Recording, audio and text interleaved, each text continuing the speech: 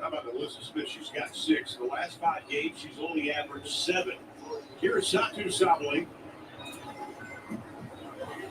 5 games, she's shooting 47%, 50 from 3, averaging 5 assists, 19.8 points a game. First player to average those numbers over any 5-game span. Howard fouls up off the glass, and Flash has her first 2. Yeah, you talked about how they're so quick, long, lanky, smart, and just a great asset to this team. Boston hands it off Mitchell, one of the fastest, if not the fastest player in the league. Oh, it was big, lights out, shooting the basketball. Oh, so this is what the half-court fix looks like. Yeah. Mitchell, scoop, no. Nice job, Alyssa Smith, but Calvin tapped it to herself. This is what Dallas has done well in the last 3 games, running after a rebound. And Arike knocks down the 3. Wow, reading the defense, Boston was in the lane. It's just a little bit late closing out to Arike. Arike 22.3 on the year. Clark can't get it. Here's Arike. She had to go through an awful lot. That's going to be an offensive foul on Howard. But Arike said she had to go through an awful lot with all those players injured. 75-player game, lost to injury. But the one thing during that entire time, she stayed true to herself. Okay, this is just a little bit of a rough screen and all Howard had to do. That looked like a ghost screen to me. And I don't really think she was trying to really set her speed. She was going through. But she really had to go to Arike, with 34 points in the second half of the All-Star game. That Olympic team was amazing. She was the MVP. She's having a great year. Smith on Dallas. That's because of Dallas' defense. Gets her own rebound back. No. The Cowboys pulls it away. Her 4th board already for T-Mac. She has come alive the last 3 games, and that has been much needed by Dallas. Arike over Hall, halfway down, rebound control by Aaliyah Boston. 2nd-year player out of South Carolina. Clark works off the screen, shows it ready well. Back door, beautiful play. Can't get the rebound. Mitchell in trouble. That's going to be a travel. Just for the record, Arike made that call before the officials did. We're going to step aside Arike Ogunbowale. Already 6 in the ball game. A couple from behind the arc. Dallas leads by 2.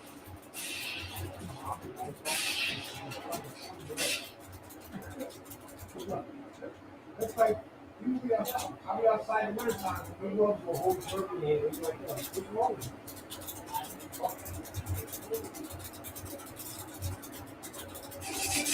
This is one of the things that makes people are really at the very top.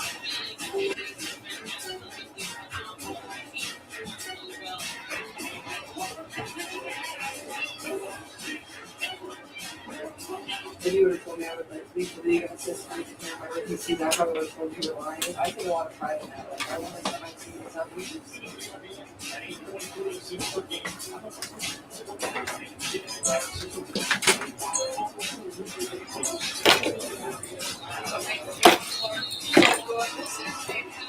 Not very many players can make, and she has been marvelous when it has come to facilitating her ability to find the open player. How much electric do you need before the defense even has the time?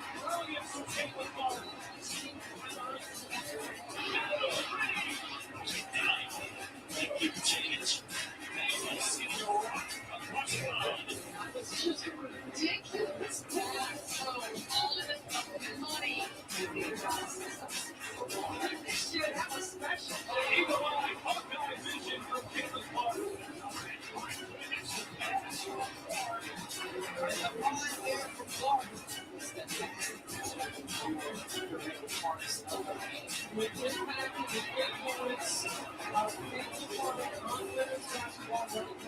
It's feverish.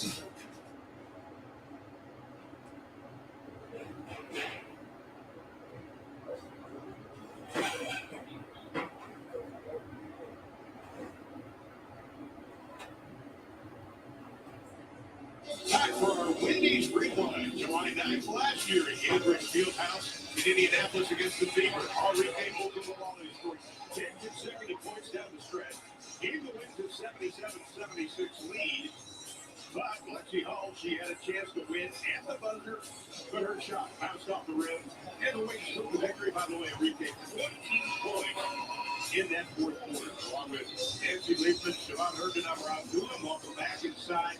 Sell out the crowd, 9th overall going back to the exhibition with Indiana, but 8th during the regular season. But Arike, again, getting help, and that allows her and frees her up to do a little bit more.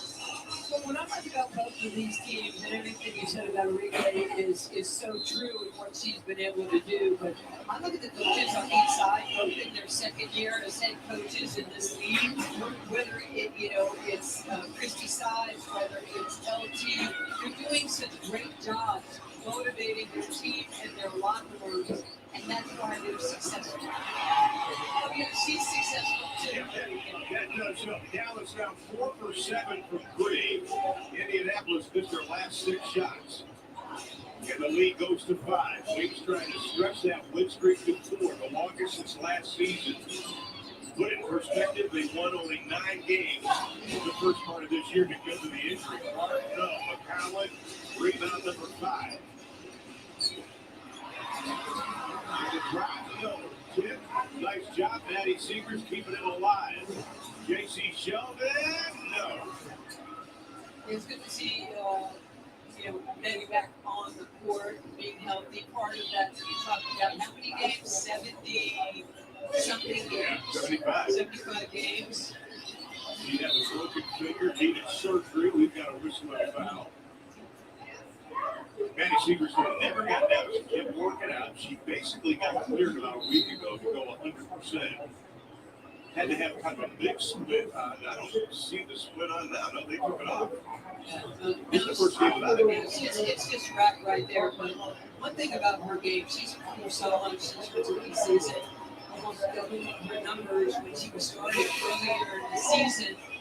Really has a great nose for the ball as an offensive rebounder. She's just tough. She's like you, John. She's just and works hard. Well, I'll go the work hard part. Tough part, I don't know about. How about this? Kelsey Mitchell, averaging 18-5, 6 straight 20-point games. That is an Indiana record. Lead cut to 3, closing it on 3 minutes to play here in the opening quarter. Dallas, number 2 in points in the paint, 40.6. But Indiana does a great job, only allowing 34. That's third best in the league. Whistle and a foul. That's going to be on Boston. Maddie Seegers goes out, and Saku comes back in for the Dallas Wings. It's a really good matchup. I know Dallas has won the first 2 games against the Fever this year, but they're really both 2 different teams right now with how they're playing. Natasha Howard had the baseline cut off by Teddy Fagbedley.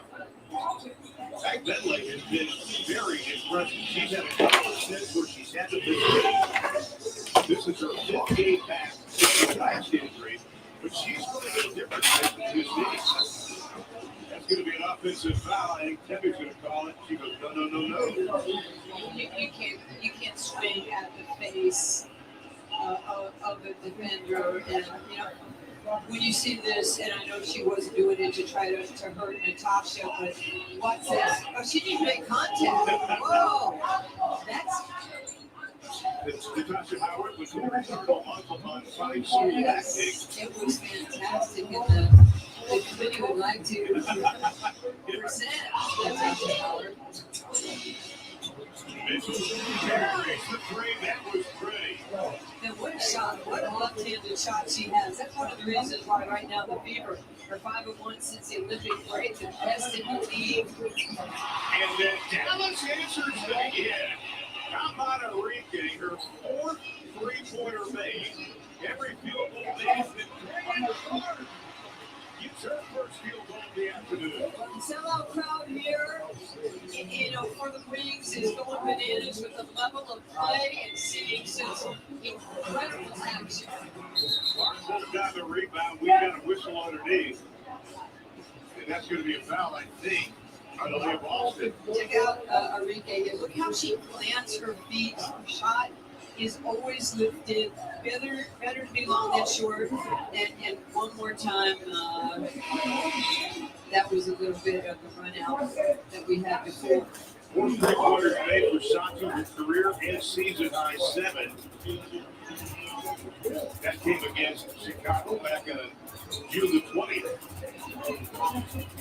The biggest difference, as we said before, with these two teams who had some struggles early in the season for different reasons, but the joy in the locker room was there. That says a lot about the coaching and how they were able to keep people together. Scouting report alert. Caitlin Clark likes to go right on the drive, left on the jump on the 3. That's exactly what she did. They just can't let her go on. Arike, oh my! Another 3, her 5th of the ball game. Scouting report. Kelsey Mitchell, you cannot go under the screen when guarding Arike. You have to go over the screen, or she's going to have it on his head 5 moves. Kara McCowan was doing hand-to-hand combat with Boston on the right block. Foul's going to be called. And what's Arike here? She's just a joy to watch her. She is in rhythm. You're denying, and now you are not getting over the Callan screen, by the way. I don't know how fast you are, but you're not getting over it. Not getting over it. Demir Dantas is checked in the lineup for Indiana, the 9th-year pro, originally from Brazil, and Kalani Brown coming into the lineup for the first time, coming off a very solid effort. Dantas, no. Arike's got it. Up ahead, look at Kalani run the floor. Tried to make a save, couldn't do it. Here comes Clark, where she is most dangerous. But no look, no catch. She's mad at herself. That was going to be a really nice play. It was just a little bit of a timing thing to be able to get the ball, to the big. Let's talk about Caitlin Clark, because at the beginning of the year, she was being unfairly criticized about her turnovers. They have improved drastically since then. And I just wish people would enjoy what we're seeing. Nice block, Lexi. Oh. Yeah, people think Lexi Hall is like, just a shooter in the corner. No, she's a really good defender, and she uses her height, her length, just so much better than people really give her credit for. 8th block of the year. So disciplined defensively. Robbie inside, no, gets it right back. Now this don't get it. Continuing to fight, lost it. Indiana will have it with 34.2 left in the quarter, down by 2. And this is quite the battle.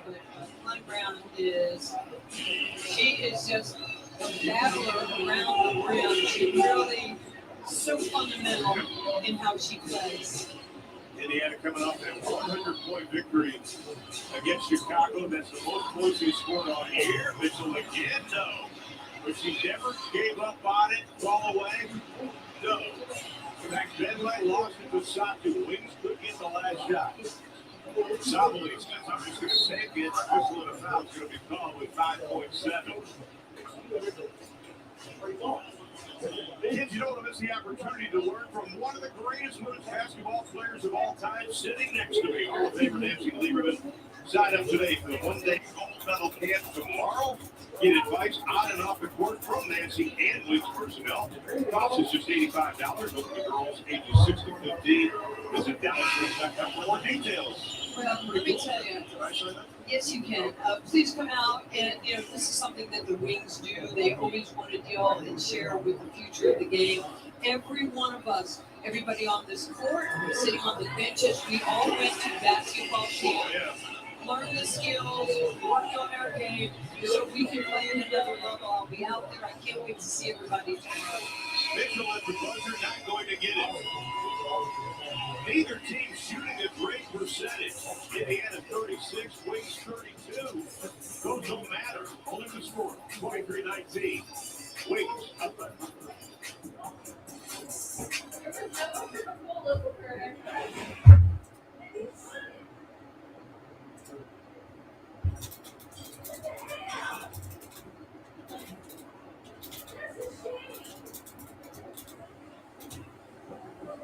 I am. emotional. Get together! We don't win if we're not together!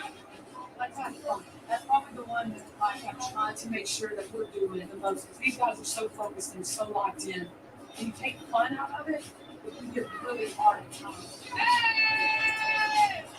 And Christy is very passionate, and I think that's one of the things I love about her is that she just gives it her all every time she gets out there to coach us. Coach Christie will write secret notes for us, and it's only right that we do the same thing, return that favor. Come on, y'all, work! Work, gotta get open! I think great team culture is vital to any team's success from top to bottom, whether it's the players, whether it's the coaching staff, whether it's front office, and to build that is the biggest thing. I work really hard to build relationships with them so I can coach them a certain way. Hey, how are you? You okay? Good. And they know it's always coming from a good place, and it's always. I can feel in her office and not even just talk about basketball, we just talk about things off the floor, so I feel like that helps a lot. She's gonna give you everything every day. You're gonna go to appreciate that because not many coaches and people are doing that. So shout out to Coach Christie. Hey, next five, start up, let's go, start up, we move it. Becca is here. It's her time to shine. You have got to give her the basketball theory any way you can. Becca doing Becca things. Becca doing what she does best, bringing leadership, consistency, and scoring. If you're Becca, watch me work on left. Watch me work on right. Watch me work with the finish. It's utterly smooth for Becca to Watch me work. Is what they like to say in the WNBA. That's put all my trust in Becca Ogunbowale.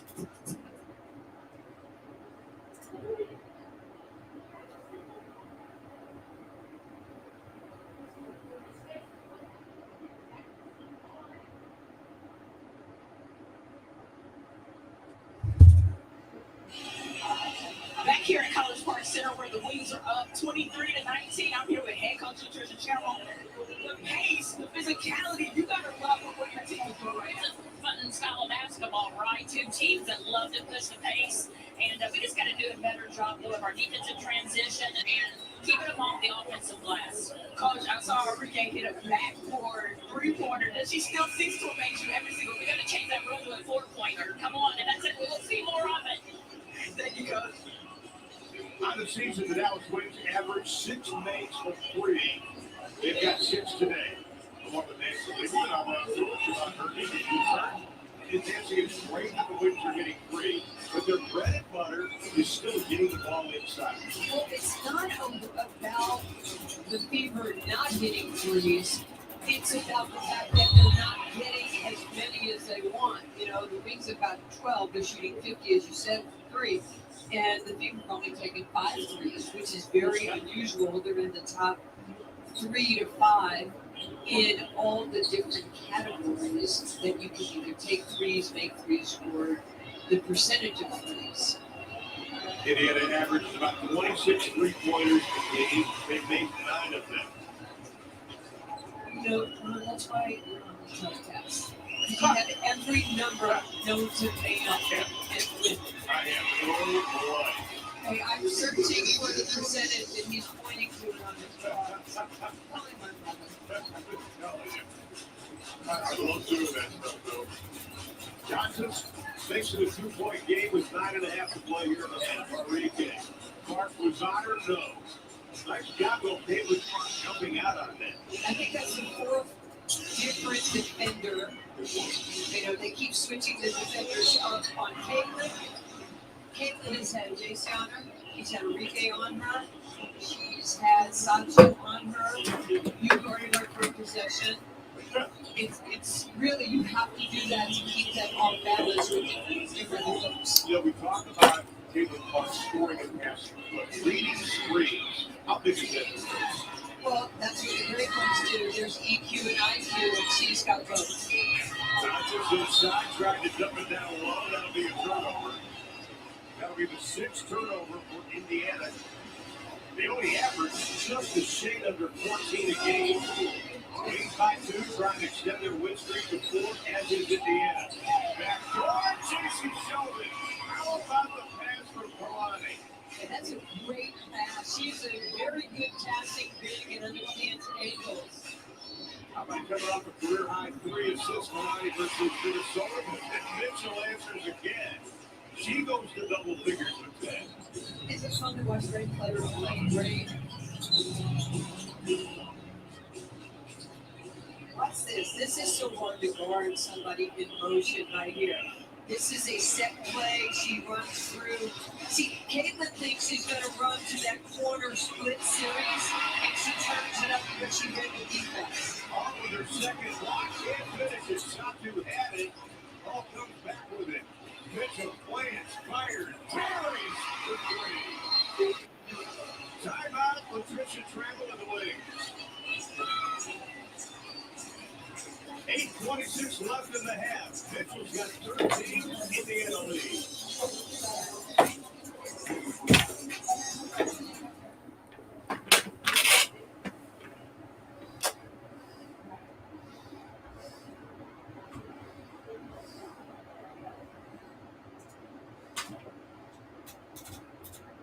Hi, it's Caitlin Clark. Come along with me. 2024 Indiana Future Media Day behind the scenes.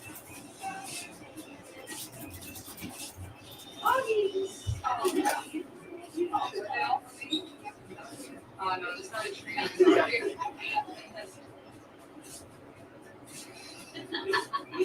Defense! Defense!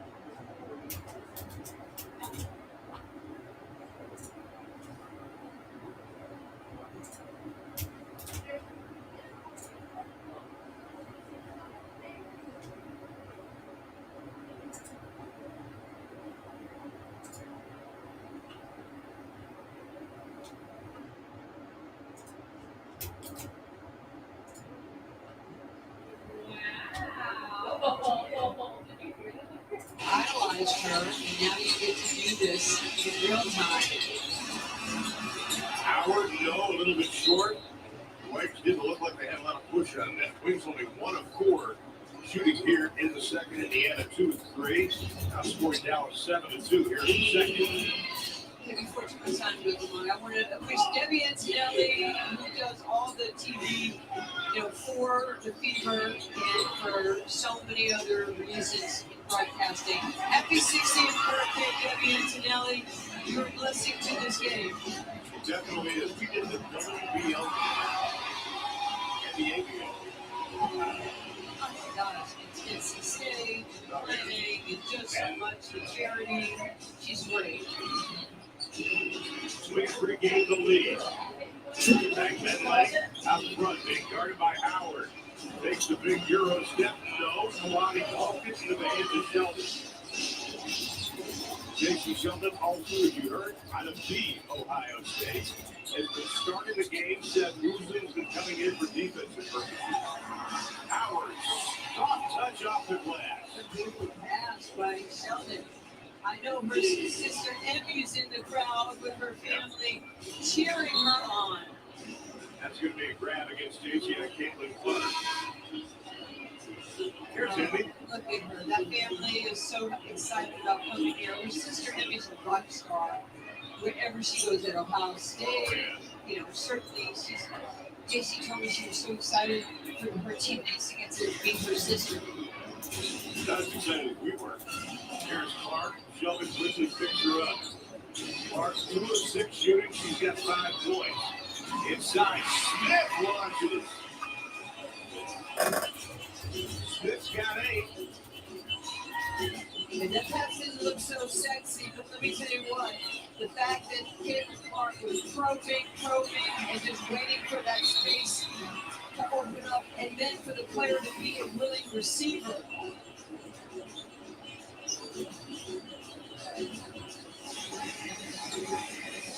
See, check this out here. Her head's up. She saw Natasha Howard come over. We call that trapping the box on the baseline, and she left Smith.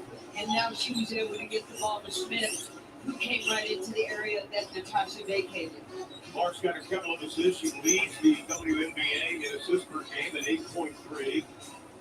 Lonnie's got to get the big shoes all tied up, ready to go. And we are set.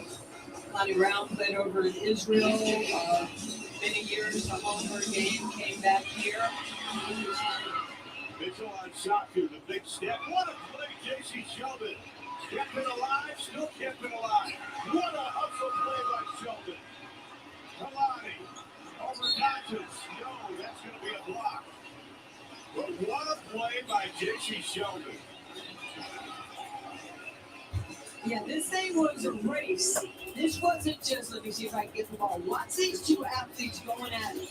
Trying to get it on the first side. It's called multiple efforts leads to a foul shot to the Dallas Wing. That's a great play by the rookie.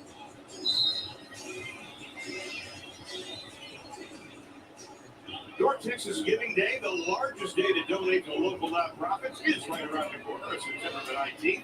Direct your contribution to the Dallas Wings Community Foundation and support the incredible work being done by Wings players, coaches, and staff in the North Texas community. Visit DallasWings.com for more details. I want to get back to Jason Sheldon. When she came to training camp, Patricia Trammell, Randy Poole, one of the assistants, we're talking, they said, listen, she is a stout defensive player, quick hands, always wants the ball, and I think we saw it on that last play. You're absolutely right. She's bigger and bigger, by the way, than you think. Yeah. She is such a great athlete in quickness. You know, I mean, long, quick, she gets you quick. She's not afraid. No, she has no fear. Here's Mitchell, gets a step out of Arike, shot to shows. Hall, the pull-up jumper, got it. Lexi Hall, first field goal of the afternoon, and she has been so hot. Last 6 games, she's averaged 11 and shot 62%. She just knows where to find her shots. Good offensive rebounder as well. Now, some of you probably cringed when Lonnie took that shot, but she actually has hit that a number of times this year. That'll be a kick. She keeps telling me she's going to hit a 3. Haven't seen it yet. She mentioned that to LT. I know. Here, McCallum will check back into the lineup. McCallum with 5 rebounds, hasn't scored yet, so he's taking a shot. How about Christy? Christy Sides done a great job with this team. Oh, yeah. In just trying to instill that winning mentality. You know, the president, you know, Lynn Dunn, one of the all-time great coaches in our game. We've been with the Fever for years, with the championships, and they have to be convincing. I think Lynn Dunn will be a Hall of Famer, should be in the nation Hall of Fame. Mitchell looked like a double dribble, but Mitchell with a left hand. She's got 15 in the ballgame. I'm going to need to see that again because that was a swift move. She could have used that maybe a Rucker Park. There you go. That's a beautiful move. Lexi Hall, you talked about the discipline on defense. She showed it there even though she fouled Satu. Look at this last play again. Yeah, look at it right here. Oh, yeah, that did get touched the other hand. Maybe they didn't see it. Let me see right here. Oh, yeah. Yeah, it would have been nice. And, you know, I was pressured to say producer, Dr. Stein. He's a savant, and he does have a new book coming out. He does. I'm going to be there. I'm in the book. I You wrote said the of all the announcers I worked with, Ron's the most recent. Hey, I wrote the forward, but I'm a point guard. Oh, there we go. Wheeler shares the Wheeler shift in the lineup. If don't lose any speed, that'll be a turnover. That's number 8 against Indiana. And JC did that again. She understands angles. She's quick. She got there. She bodied her up and helped create that. Arike just 1 of 3 shooting here in quarter number 2 after hitting 5 threes in the second. Maddie Seegers. Nice pass inside, but Howard just uses her body. Not Boston. Nice play right there. Sometimes you have to drive with intent to draw, to pull the defense in, then you kick it out, they run out, and the counter's over. Boy, Boston and McCallum are going at each other. I know there was going to be a foul call on somebody. Arike, the hesitation. Something floats and got it. 19 first half points for Arike. Yeah, I might have heard her say, take that run. I might have. I'm not sure. See, they blame us when we jinx them, but when we say something when they come back, then we go, no, you believe It's amazing. it's unbelievable. Mitchell Satu, tough cover for her. Mitchell, no. On the rebound. Saw them seize Parks, takes advantage of it. This is a very entertaining game, and the crowd here is just loving this. You know, go back to Lexi Hall because you and I were talking to Kristen Sides prior to the game. That's what she said about Lexi Hall. She said she's going to get us that rebound. She's going to make that hustle play. Yeah, look at her right here. She's always active coming from the weak side. I had mentioned before, she's a really good offensive rebounder, very long. And all you're doing is adding extra possessions to your team. And, you know, I thought that the Olympic break really benefited the Indiana Fever because they had time to watch film together, to read what they did right, what they had to do better, and build team chemistry. And as Coach said, they have joy and they're playing with joy. They broke down areas that were, Christian Side said, oh, what's it about? Here's I think the big stat. Dallas has only turned the ball over 5 times. Indiana has not capitalized, which they usually do because of Caitlin Clark. Indiana, they've turned over 8 times. Dallas has 10 points off their turnovers. You have to keep playing that because that's in a game like this where it's going just back and forth. Teams have really not been to the foul line very much in the first half because it's been pace. Duncanville High School legend Ariel Atkins of the Washington Mystics take on the Dallas Wings Tuesday at 7 o'clock. Just a few home games remaining, so you've got to come out against the Wings. Visit DallasWings.com. Get your tickets today. Shook Sunday from her Longhorn. Also, part of Washington right now. You talked about taking advantage of turnovers, but also taking advantage of the foul shooting, which right now the Wings are dominated in free throws. One knocks down her second 3 of the ballgame. She's got 8 and a couple of assists. What a game she had against Chicago. Gosh, 31 points, 12 assists, and the win. Sheldon can't get it. Smith pulls it away. Facing no field goals the last couple of games. Take it. Clark, no place to go. Nice defense, Sheldon. Smith Nice move. The way she's up the ball so nobody can slap it away. Well, Smith is really tremendous. Big, strong, can take you off the dribble, can't shoot the three. Between her and Boston, that's pretty formidable. Howard and a coach to white. Nice beat by Smith. Caitlin on one side, she wants it, she got it, she lays it. She can pass. Yeah, really. Alexa Smith averages just over an assist a game. That's the teamwork that has kicked in with this Indiana Fever team. When we come back, one of the all-time greats in women's basketball, Cynthia Cooper, will be joining Siobhan.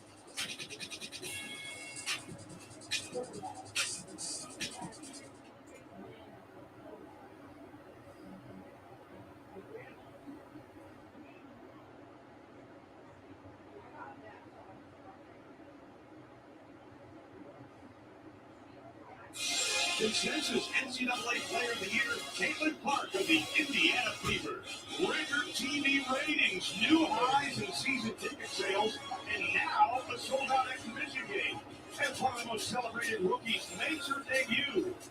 Women's basketball has always been exciting and great, but where we are today, this movement is something we've always wanted. Clark for three. Clark rattles her second three. And a little reaction to the crowd. Rattle from the outside. She's got her first WNBA today. Caitlin Clark with her third from beyond the arc. Jalen Brown, not all the way. What a debut tonight. I think everybody's got Caitlin fever. Clark, wow, that's exciting. Caitlin Clark is not disappointing the sellout crowd.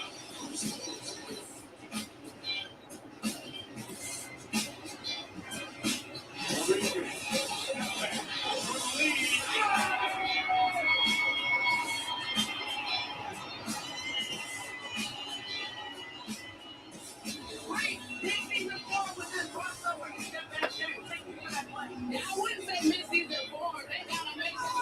That was the only year of the game, but team handled business. Thank God I made that one.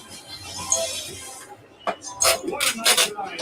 Caitlin Clark heading up with 21 points, but coming up on the short end of the stick, the final. 79-76. I thought we played really hard. Just a great atmosphere for women's basketball. I think it's a good kickoff to the WNBA season. I think the pace was amazing. That's what basketball people like to watch. Overall, definitely what I expected.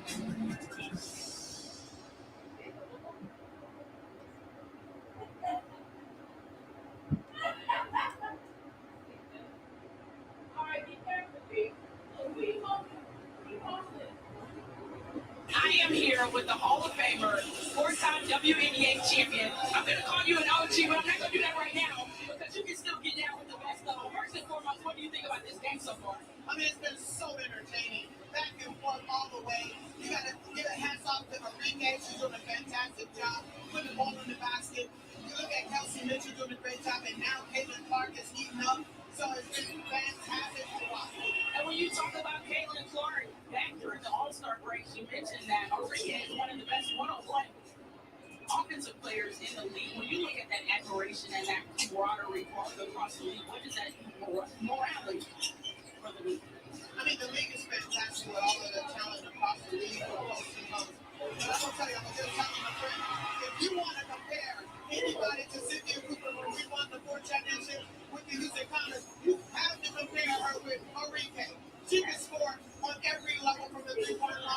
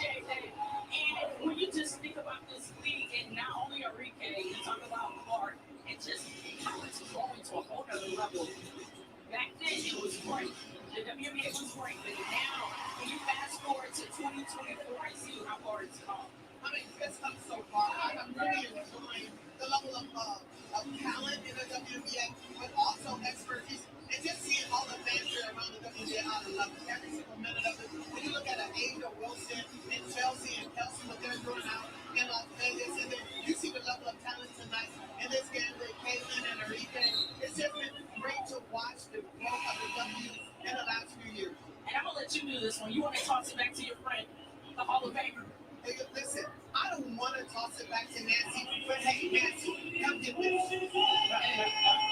You know what? You are amazing, and I'm glad we're friends. And what she has been able to do in her career. Let me just cap this off. I know, as Siobhan said, a 4-time champion with the Houston Comets, 4-time Finals MVP, 2-time scoring champ, 2,600 points, and Arike, iron sharpens iron, and you are doing your thing. The 10th, 15th, 20th, and 25th anniversary. Dallas fighting back after Indiana went on a 7-0 run, but Indiana has made their last 6 field goals and saw Arike with her 6th from beyond the arc, 1 off her career high. She's got 22 in the first half. 4-second difference, shot of the game clock. Clark launches back in the iron. Wings, throw it up ahead to Arike. And Arike got it! That was a heads-up play by McCowan to Arike. They finished this quarter. When Kara McCowan threw that, she thought there was no time left and was just chucking it down there. But Arike had enough to go down and track it down. But how about Arike? 24 in the first half. Caitlin Clark, 12 and 4 assists. Siobhan standing high with Arike. Arike, nice heads up play, fast break points. You put your team up by 1. What's clicking for you guys? We just figure it out. I mean, it's hot, so I don't know what's clicking. I think it's both clicking for both of us, but one team got to pick up defense. And you guys have been doing such a good job on Clark right now with Kelsey Mitchell. How do you guys contain her going in the second half? Well, Kelsey has 15, so I don't know about good job, but we're making it tough, but we just got to keep it up. They're great players. I just talked to Cynthia Cooper. She said, if anybody in this league reminds of her how she played back in the day, it's you. That's a great compliment. I mean, she wanted to go, so I really appreciate that. All right, thank you, Arike. All right, the Dallas Wings, they lead at halftime. Only the 9th time they've led at intermission. 4-4 in the previous games. Indiana and the Wings. Halftime coming up on the other side.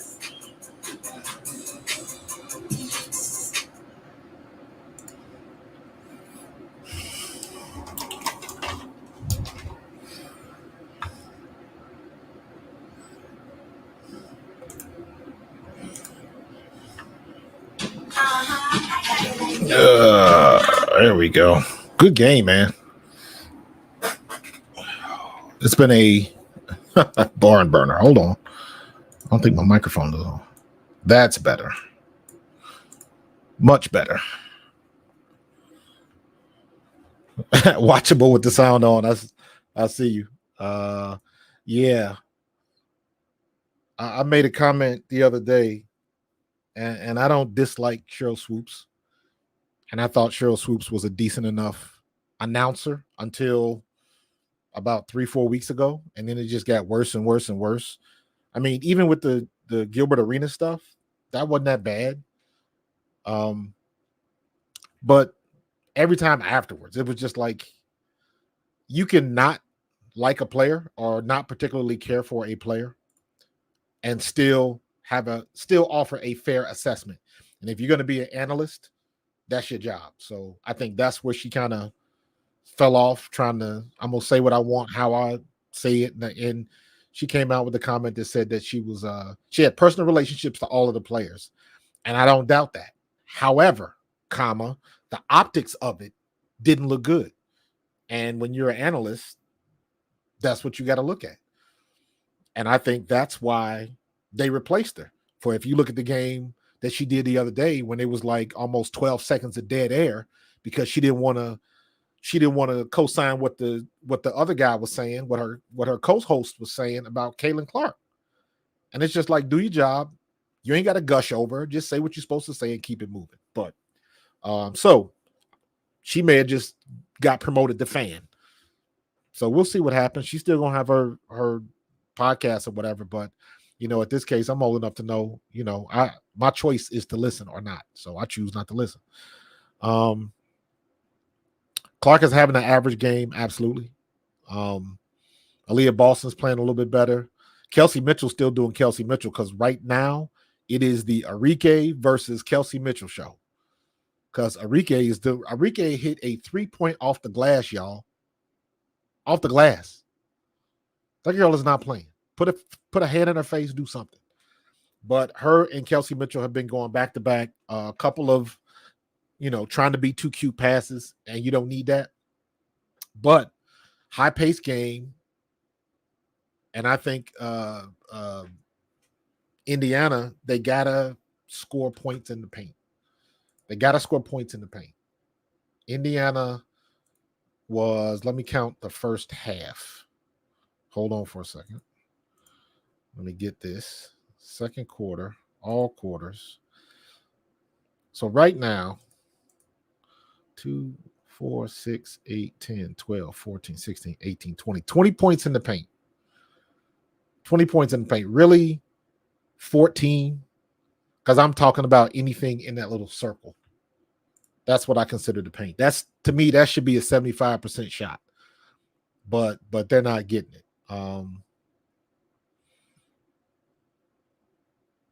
I didn't see that, LeVar. I didn't see that. But I mean, the school is out on her. She can say what she want to say, but the proof is in the pudding. And how she goes about it, and now she got the attitude about it. Like, that's what I mean. She gonna say what she want to say. And it may have cost her a job. And it's just like, just call it fair. Just, you ain't got to like the girl, but just call it. What's going on, man? The Illuminati. What's happening? But yes, let me go through some of these stats real quick. We'll jump back into Cheryl Swoop's thing in a minute. Let me see. I'm still getting a lot of people on. Let me see.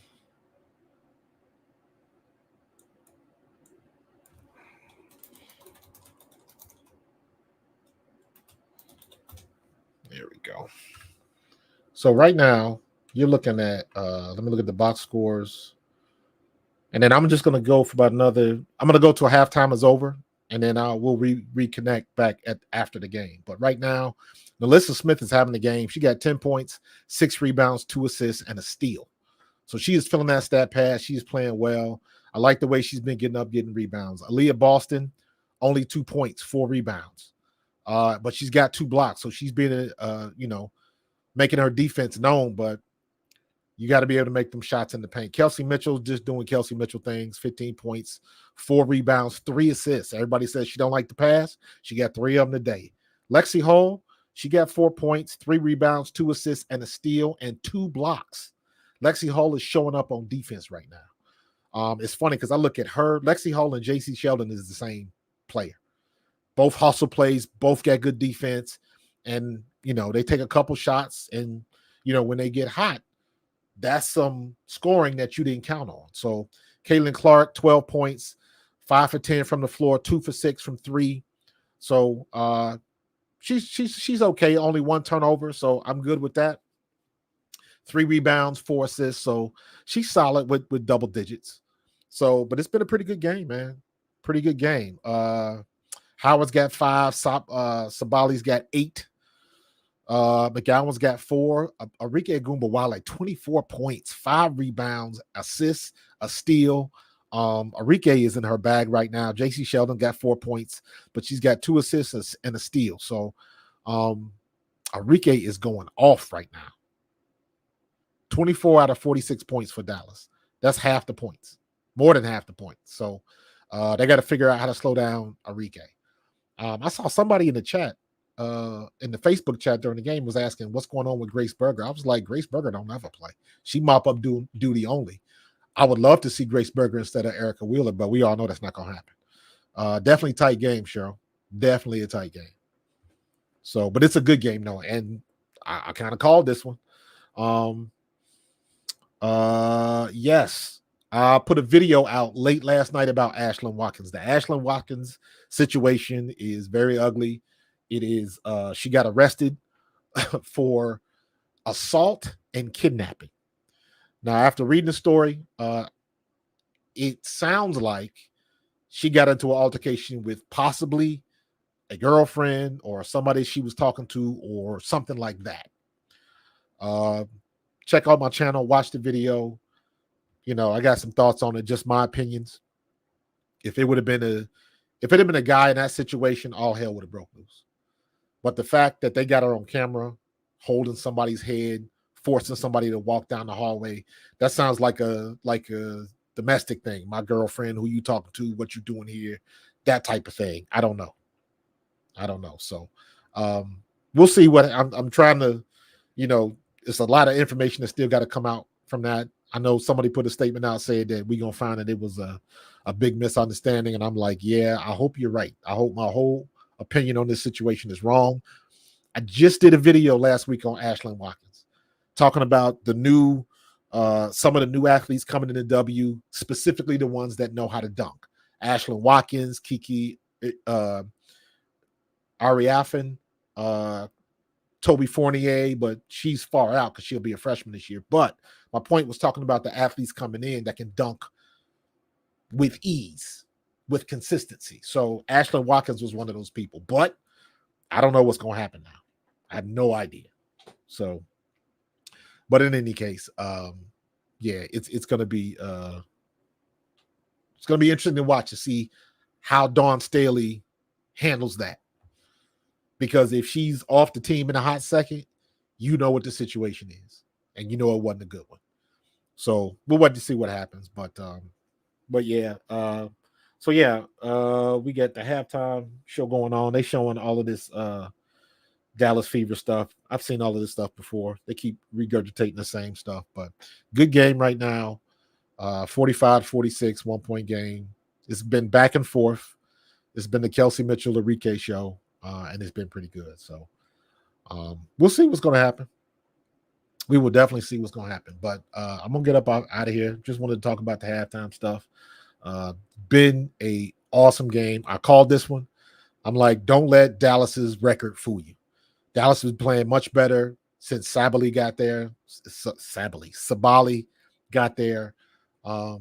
She's making Arike a little bit better. I don't know how you could do that because Arike can't get much better, but damn it, she is. Sometimes you hit the shots. We could say the same thing, Eddie. Look at me. I'm talking to Facebook like y'all on the stream. Somebody's on Facebook talking about Dallas got lucky with all their threes. They didn't get lucky. They hit their shots. They don't say that Indiana got lucky when everybody else is hitting their shots. Somebody hits and somebody doesn't. Yes, LeVar, that is her.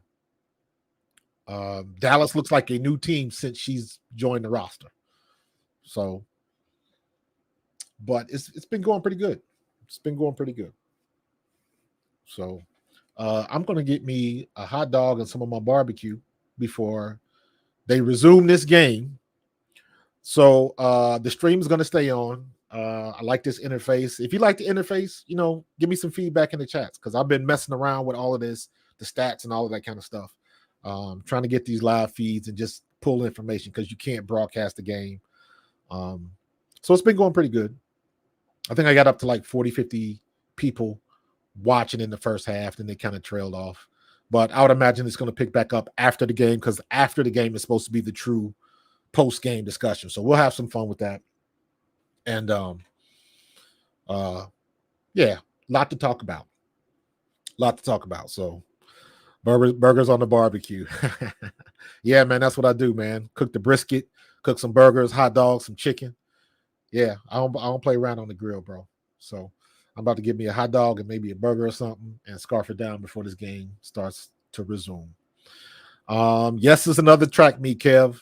Yes, it's another track meet. We just been going off at halftime.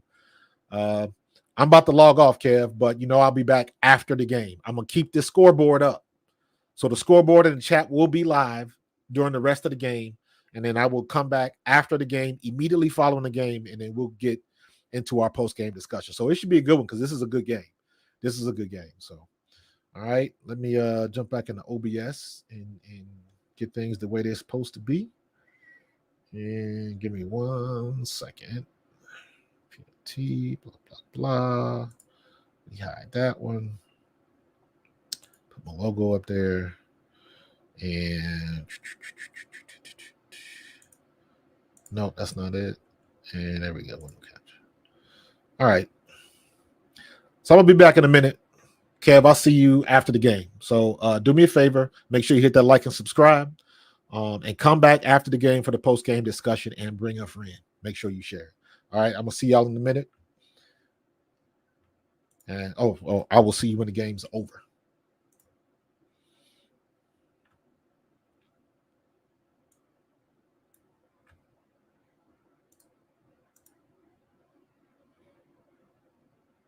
Three of 9 in this game. Arike is absolutely one of the finest players in this league. And if this Wings team gets to the final, gets to the playoffs, she will be in the MVP conversation. Putting out an MVP performance today. You take a look at the leading scores for respective teams. Kelsey Mitchell has been, as you might expect, outstanding. 8 in the first, 7 in the second. Take a look at the numbers. What jumps out at you? Well, what jumps out at me is the three-point shooting right here. That's the one thing that the Fever thought they would be able to win that war, and they're not. And the fact that we've also been to the foul line more than them, I think we should continue to handle the ball inside. Well, Dallas, only 2 of their points have come from mid-range. They got 16 points in the paint, 21 from 3, obviously, because of Arike going 6 of 9. Saku was 1 of 5. And that's been a problem for Indiana. 50% of their opponent points have been mid-range. Inside. That's going to be 3 seconds. Let's check in with Siobhan Herndon. We'll update here at halftime. Yes, I was able to talk to head coach Patricia Trevor after the half, and she told me, hey, Indiana Fever has 7 offensive rebounds, and that just won't cut it. She said the team needs to play better defense. And Nancy and Ron, she says, hey, we execute this way together, we're unstoppable. And they're coming off, obviously, their best 3-game stretch, their best game defensively when they played Minnesota. On top, Saku with 3 on the shot clock. Nothing but the fire of that. Saku was 1 of 8, Nancy, in the first half. That's a good sign for the Wings. It's a great sign, but the fact that they put the ball inside, it makes the player guarding Saku drop down and hinge and jab, and then you kick it right out, and you get a 3. Boston tries to take it on McCowan. He goes down hard, and they tie her up. That'll be a jump ball, and Arike wanted a foul. There's a lot of little buddies around the rim. I know Smith has missed a couple herself, and she's usually a really good finisher at the rim. Boston goes right here. That's the presence. That is the presence of your big. And when McCowan, get in your head a little bit, and use her length and her strength. You know, and the coaches preach to Terry McCowan and Claudia Brown for that matter. You got to grab the ball, you got to hold on. Keep it up high. You got to keep it up high. And grasp it. Bring it down low, you're going to cause problems. All right, we're going to do that. This is going to be the Ron Finland drill tomorrow at the Dallas Wings basketball camp. We're going to rebound, we're going to keep it high, and it's your play. 7 years doing the NBA with Union. I was at basketball camp every day. Mitchell outside, and she's got another 3. Her second of the ball game to move to 18 for the game. When a player is in this type of rhythm, it's unbelievable, and they have to keep firing. Dallas has got to pass the basketball. They can't afford to go one shot and go the other way. Smith on the follow, second chance points.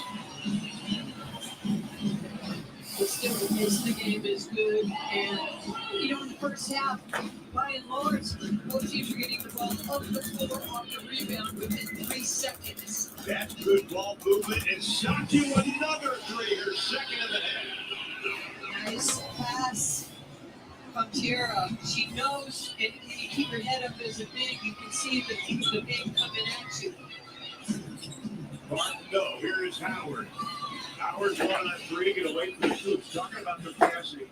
In the second game against New York just a week or so ago, they were averaging less than 50 possessions. That had to change, and it did in the last 3 games. This is playing so well right now. And oh, my goodness. Philippines for Germany. Satu Sabali. What a shot she had. She worked on that for so long, Ron. 8 in the first half, 6 here in the second. Check that. Yeah, that's right, 6 in the second. Smith, got it. Smith doing her part. She's got 14 in the ball game. Well, the fact that the Wings have doubled up pretty much the Fever in 3-point attempts means. How about Arike? Just tied a career high, Nancy, in 3-pointers made. That's 7 for her. And, I was looking to see what the adjustment was going to be for both sides of this team. Clark comes back and answers. I saw the adjustment. Clark with 15 to go along with her 5 assists. Obviously, hands down, the favorite and rookie of the year for good reason. So I love where the game of basketball is in the W. The read and react. Most teams are similar to how they play. Concepts become plays. Howard needed that. And here comes Jason Sheldon. Clark trailing. That's going to be a hard foul. Are they going to look at it? I think those two may have done that a few times when Iowa played Ohio State. Yeah, they've gone after each other, and nobody knows more than Caitlin Clark when you see, she gets fits here. And, the footwork that JC has, I don't think it was hard. She was just over awkward. But nobody in the WNBA, 17% of all the flagrant fouls this year have been committed against Caitlin Clark. Yeah, there's been 5 in 32 games. But it's a very physical league. There's talented athletes across the board. Casey Sheldon is one of them. Jason Sheldon saying that I think I can jump the speed even more than I've done. She has really come along in the last couple of weeks of the season. Lead is 7. Biggest lead of the game for the Wings. Biggest lead for Indiana has been 4. Tough defense on Clark. That's a tough shot. Can't get it. Arike sticks behind Smith.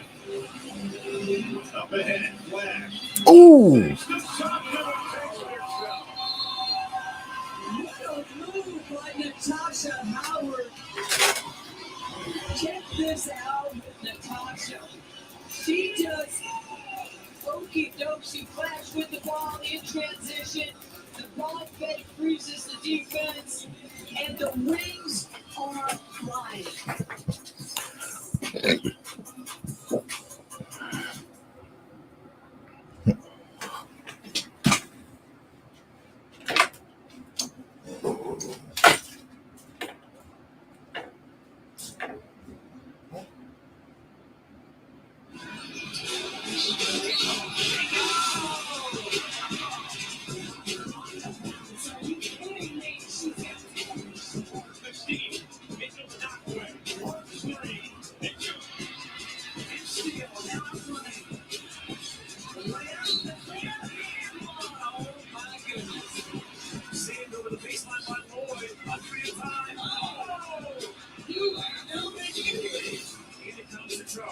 Charles one dribble up.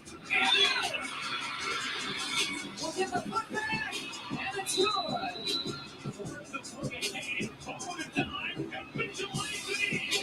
Cherry opportunity. Drive to the end line. Angel Wilson on the attack.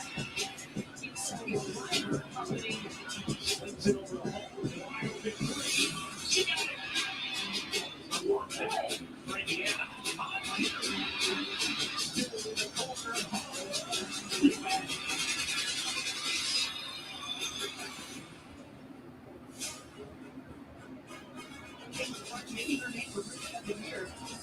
Yeah, she's having one of the best seasons in WNBA history, leading this league in assists, averaging 25 per game since the Olympic break. She has been on fire, and this team is rolling. She is having one of the best rookie seasons in WNBA history. 19 assists in a game, the triple-double as a rookie, leading the league in assists. She's only continued to get better. She has adjusted to the WNBA style of play.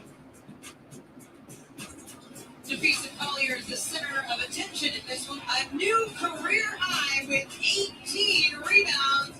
And she just drained a three to give her 27 points. Dan is proud. Able to figure out how to score in so many ways, but how about the rebounding? Her aggressiveness on the boards, pulling down 18 rebounds. Only the third player in WNBA history to out-rebound an opposing team. Spectacular performance all around.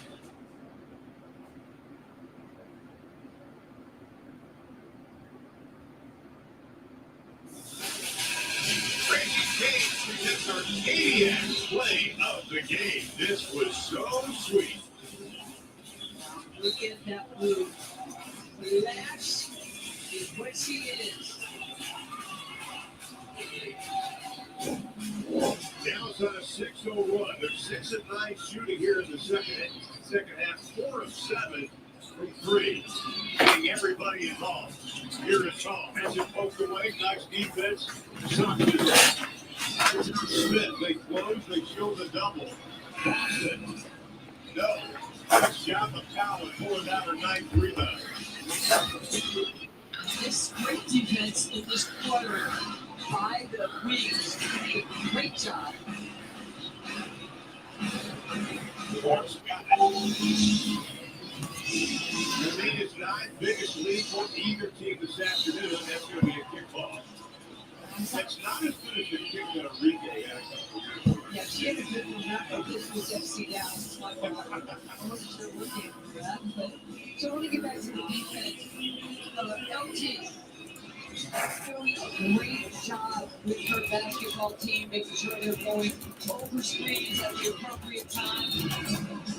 Howard with a rejection. That's her first of the ball game. And you and I were chatting just a minute ago about Natasha Howard as she picks up the 21st block. We were hoping we'd see a little more of her in the second half. Well, she's able to do that because J.C. Shelton bodied up Caitlin Clark, and now she's leaning back, and now Howard will rotate over. Here's Caitlin Clark at the line. 15 points, 5 assists. You know, when I walked in here before the game, there were just hundreds of fans lined up. Oh, yeah. What Caitlin Clark has done for the game is generational, and I just, as a caller to a baller, I just want to say thank you to you, Caitlin Clark, Absolutely. for just lifting our game up. You and so many great players for what you're doing. You're going to make all these women multimillionaires one day, like Tiger did, like Michael Jordan did, and we shouldn't hate on her. We should celebrate her, not tolerate her. Arike, the pull up, no. Offensive rebound shot. Good block. Up ahead, Clark, beautiful pass to Mitchell. You talked about it in the open. You're going to continue to see this throughout the season. Hey, by the way, if you ever make the playoffs, you do not want to play this team in a series. A short series, that is going to be a problem with Boston, with Smith, with Hall, with Caitlin. And Arike got a new career high at three-pointers made. Her 8th in the game. She's got 30 in the ball game. Her 6th 30-point effort today. And then Mitchell fouled by Arike. They're going to replay it. Arike cannot believe it. Probably didn't give her enough room to come down. Now, this is a heck of a game. The ball is flying around the court. You can see that there's just too much space. And, you know, Arike's not doing anything wrong, but technically her foot is in her landing zone. And that's why the official made the right call. Now here's the Wheeler staring down the Wings bench and yelling some stuff at them. You know, you look at Indiana, though. They have played the most road games of any team. They have only one road game left after tonight. That's going to be the last game of the year against Washington.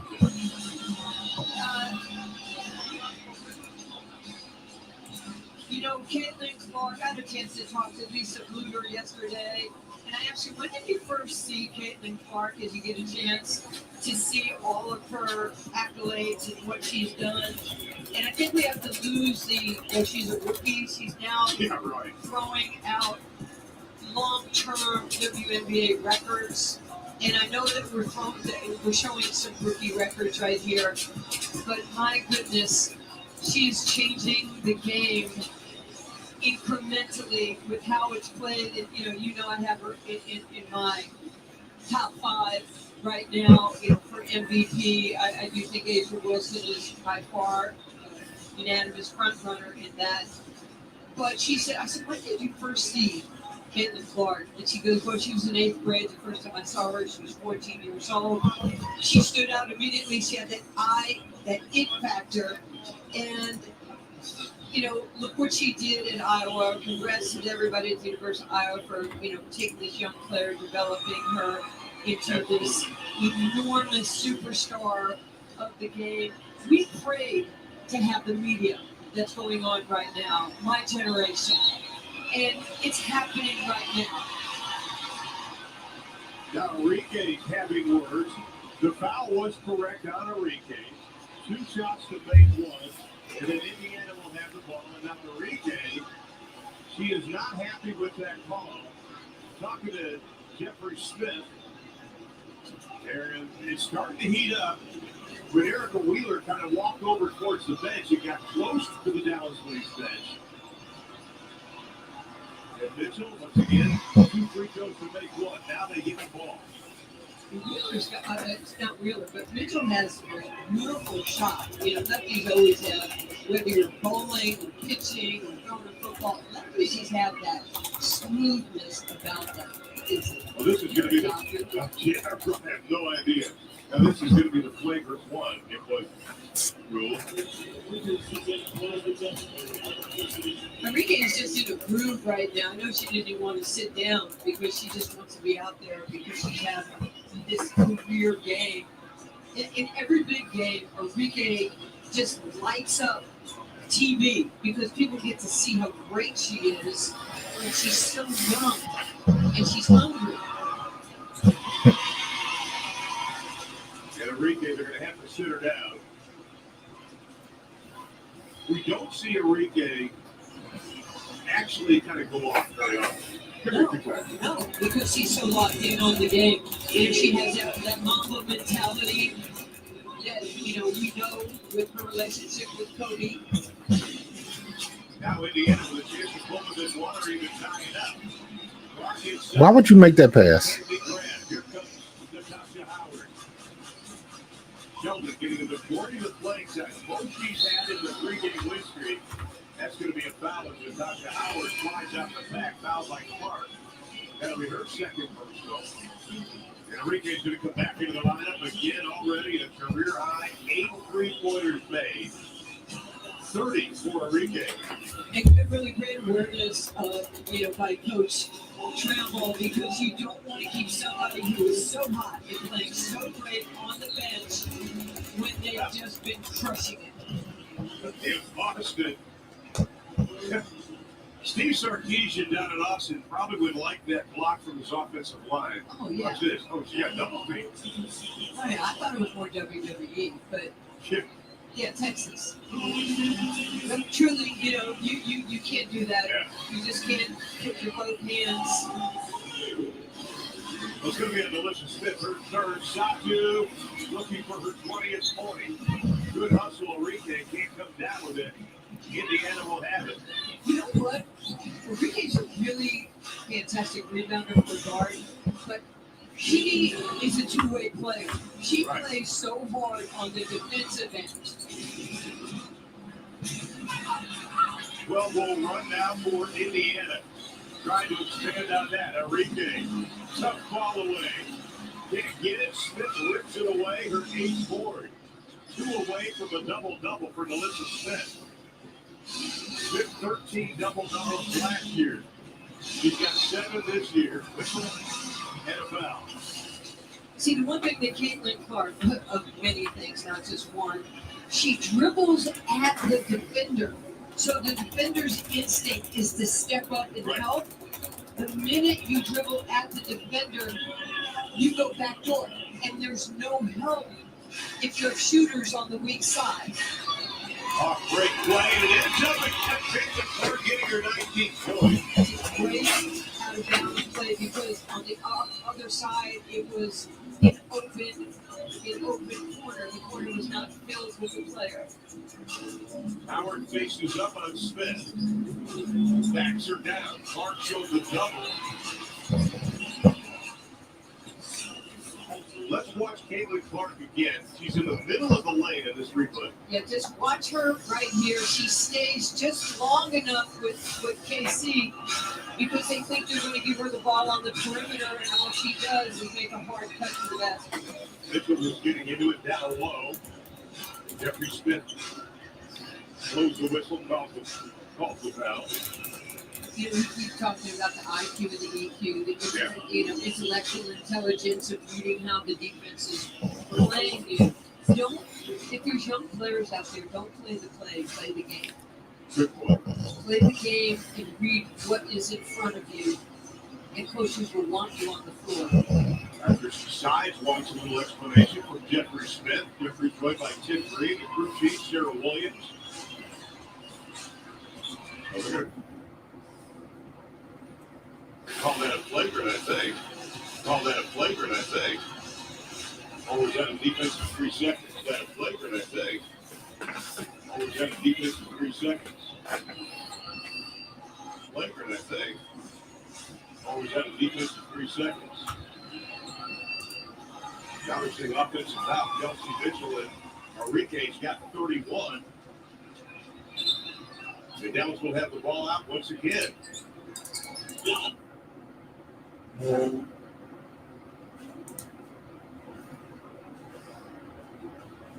Washington, Carter.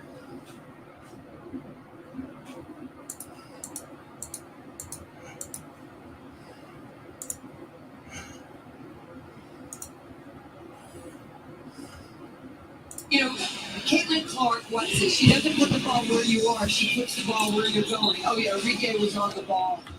Great job denying on that. Mitchell on Arike has to kick it back out. Boston shuffled the feet. That'll be the 14th turnover for Indiana. But that's only 5 here in the third. They had 9 in the opening half, which led to 12 points for Dallas. 2:06 to play here in quarter number 3. And we really haven't seen Aaliyah Boston get involved in this game, and she pulled that big 3. Here's a great example for Natasha Howard. She has not had the big scoring that she's had the last 3 games. But the aggressiveness she just showed, basically saying, I'm going to go in here and I have to go to the line, but I'm going to make something happen. Well, she's going to do whatever it takes to win, whether it's setting that screen on the curl just now for Satu. She's really a selfless player. You know, she knows how to win. She's done this before. Now it's going to lay on Boston. And that'll be her third personal foul, joining Smith with 3. And that'll send Satu Connolly at the line. Brianna Stewart, Sabrina Ionescu, and the New York Liberty are going to head to Dallas for a Tuesday-Thursday swing. That'll be on the 10th and 12th of September. Both games are going to tip off 7 p.m. here at the College Park Center. It will be the final week of the regular season. Make sure you're in the building to watch this heavyweight showdown. For tickets and information, visit DallasWings.com. You know, I look at Katie Lou Samuelson, who's in the game, played at UConn, won the national championship in 2016. Regino, second all-time in threes made. So that's right. So, no, we've been talking for a while now that the three-point shooting is going to struggle in this game for the Fever. And that's where Christie goes, okay, I got to put another three-point shooter on the floor. Dallas did a great job against Minnesota three-point shooting. They came in hot. Dallas really guarded the three-point line well and that kind of thing. Well, you know, that was one thing that Coach Trammell said to us is that you must limit their threes. That's a bad turnover. There you saw Natasha Howard. 2-time All-Defense, Defensive Player of the Year. We saw a couple of great plays in that Minnesota game. We just saw one there. Howard. Rebound, Tompkins. Here's Clark with a minute and a half to play in the third, an entertaining third. And Dallas is going to have it. The hustle play by Arike again. You know, you talk about the chase for 8. You see the sky. Dallas only a game and a half back. The Dream a half a game back. The Dream and the sky has really kind of wobbled the last couple of weeks. Mystics, of course, coming in here Tuesday night. That'll be at 7 o'clock. You don't want to miss that. This is just so big, and that's a tough offensive foul right there. But going back to those standings right there, you have a chance. You take care of business, and you can get to that 8th spot. It's never easy because you've been pushing the boulder up the hill, but you can do this. It's right in front of you if you're advanced. Closing in on a minute to play here in the third. Clark Sheldon tracks her down. Doncic. Tough ball away, 13 no. Arike pulled down the rebound. Arike 7 rebounds and 31 points. Arike. Nice job boxing out by Mitchell. She looked like she may have got a little into the elbow a little bit. Howard with Sheldon. Clark will commit the foul. So important on those handoffs or the DHOs, dribble handoffs. If you are the person with the ball, you can't keep the ball out with space because the defender's going to step in front. You have to have it tight so that the defender hits you and you hand the ball off and they can turn the corner. There's a good coaching move. They're going to bring in Maddie Secrets because they want the 40 seconds plus the commercial time between quarters to give somebody a rest. Probably is going to be the top support Stockton. Yeah, probably. What do you bet? I'm going to go with Stockton. We'll see. The tops are at the line. Last 3 games, she shot 58%. And his average 23.7. It's going to be Stockton sitting down. Once again, you win, Ron. Live score finds an 8-quarter about that. Now they're going to tape up the right elbow of Kelsey Mitchell. Hey, we mentioned that Rick Carlisle this season. Carlisle with the Pacers coming and supporting. Have you been watching, by the way? Because the game's going on. He's nervous. He is in his seat, sitting next to kind of bad, quite great bad. But he's kind of sits like he's coaching the game. Well, one of the great things with many about Coach Carlisle is that he is such a supporter of women's athletics and the W, and this guy is the president of the NBA Players, the Coaches Association. Oh, that, by the way, sorry, Coach Carlisle, but in her off-season during the Olympic break, Caitlin Clark worked on her floater just inside the lane. We all lamented that she didn't have her floater. She never had her floater. How about Clark? She's got 21 in the ball game. And there's Kalani from the outside. Running around. Final 6 seconds. Clark. Sheldon has done a nice job. Clark for 3.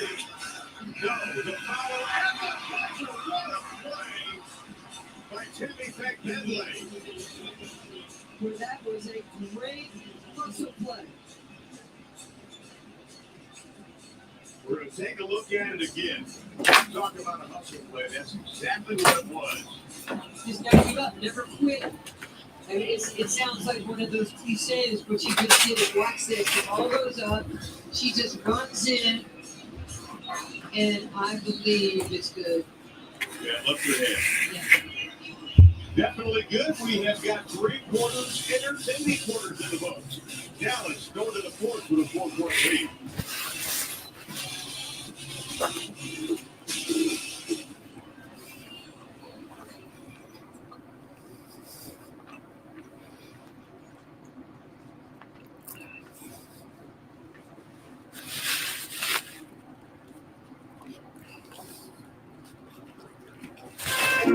One word that describes Coach Mitchell, and that is killer. She's a pure scorer, the number 2 pick of the 2018 draft. And you know that she's one of the best players at the pro level. You also know that the type of player, if you're not good for the time and space, she will knock it out. She's feeling it right now. I think this is making her the ball.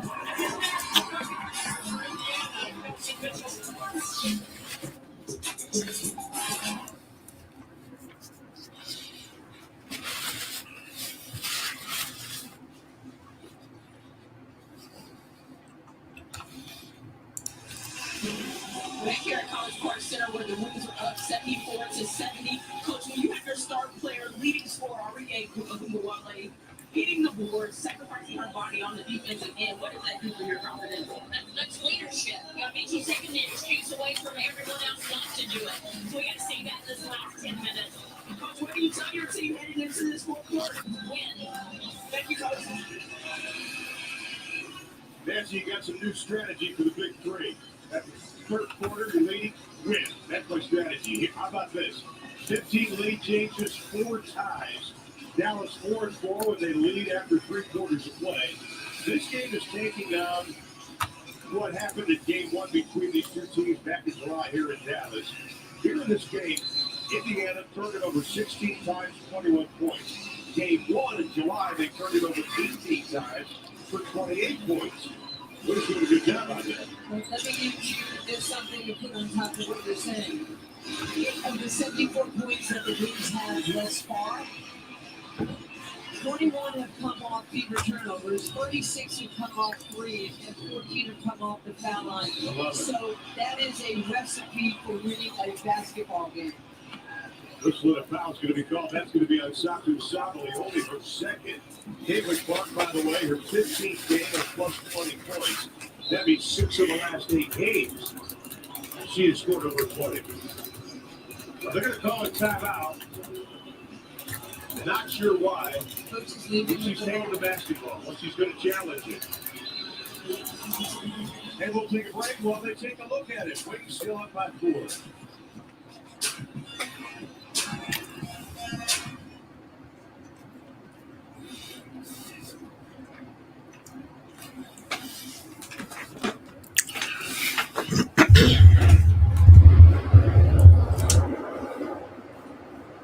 This copyrighted telecast of WNBA Enterprises may not be retransmitted, reproduced, rebroadcast, or otherwise used in any form without the express written consent of WNBA Enterprises.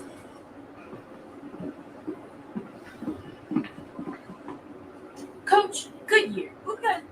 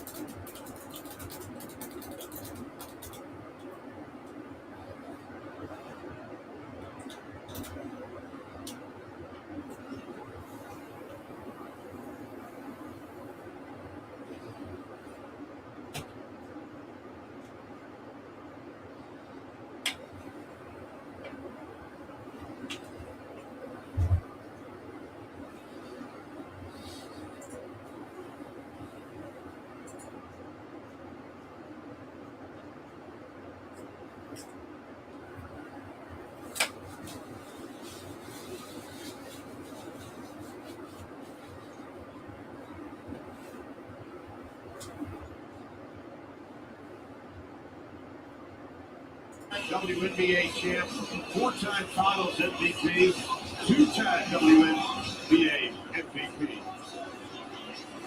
What a great ambassador to basketball. Now, part of the problem with the replay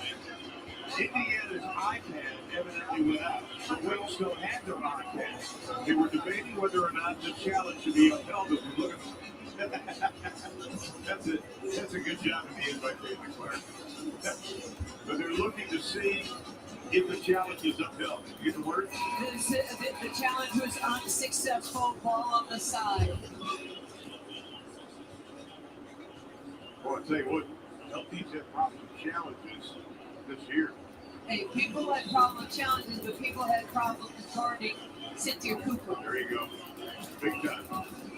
Big game for Dallas. Chicago lost their 6th straight today. The Wings have a chance to fully be closer to that 8th and final playoff spot. There's a good look at Christy Side. Mentioned earlier the job she has done in her 2nd season. Was an assistant at Atlanta, also was an assistant at Indiana. Great player at Louisiana Tech and Ole Miss. Wings by 4, they led by as many as 9.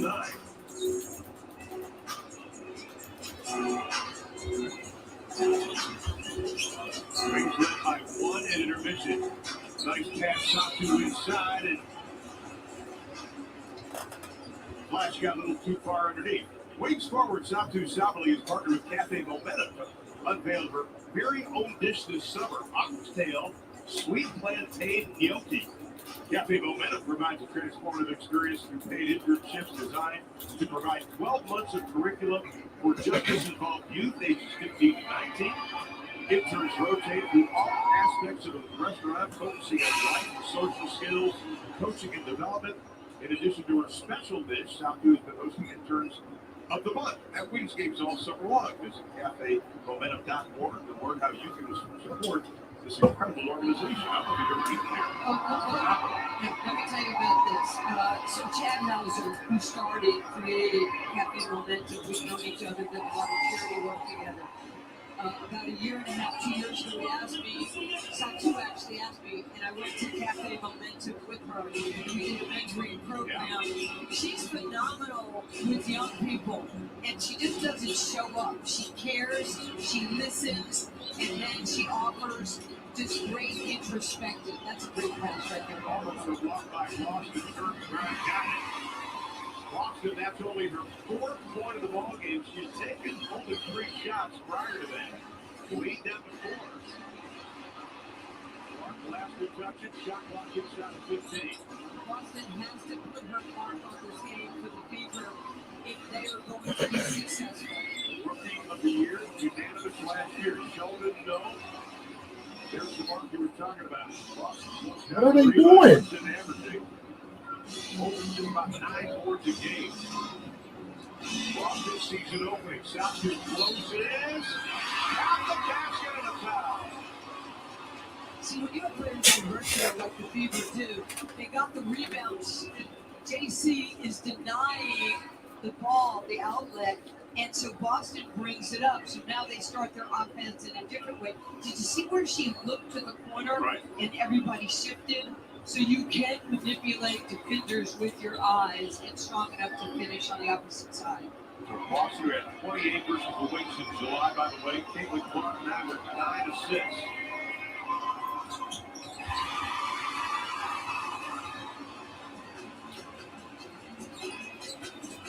And the lead is down to 1.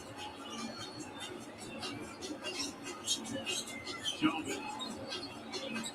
Most playing time in a long time, and Arike can't get it. Clark saves it, but stepped out of bounds. It'll be Dallas' ball. Number 14 on the shot clock.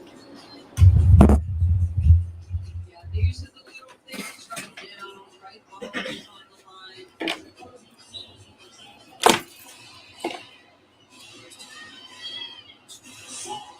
See what happens? You give somebody another shot at it. There you go. And, Satu just playing lights out basketball right now. Her 4th 20-point game. In 7 games. And her way downtown. A year and a half is back. Nothing been this week. That's her 8th 3-pointer made. She's going to play playing time. You've got to have some sort of production. And she steps in and she's done this over time for the Fever. Well, in the 4th quarter during the 3-game win streak, that's where the Wings have I mean, the stats have been unbelievable right now. Only outscoring Indiana by 3 here in the third. All 6 on the way outside. Washington on Kalani didn't find the first whistle.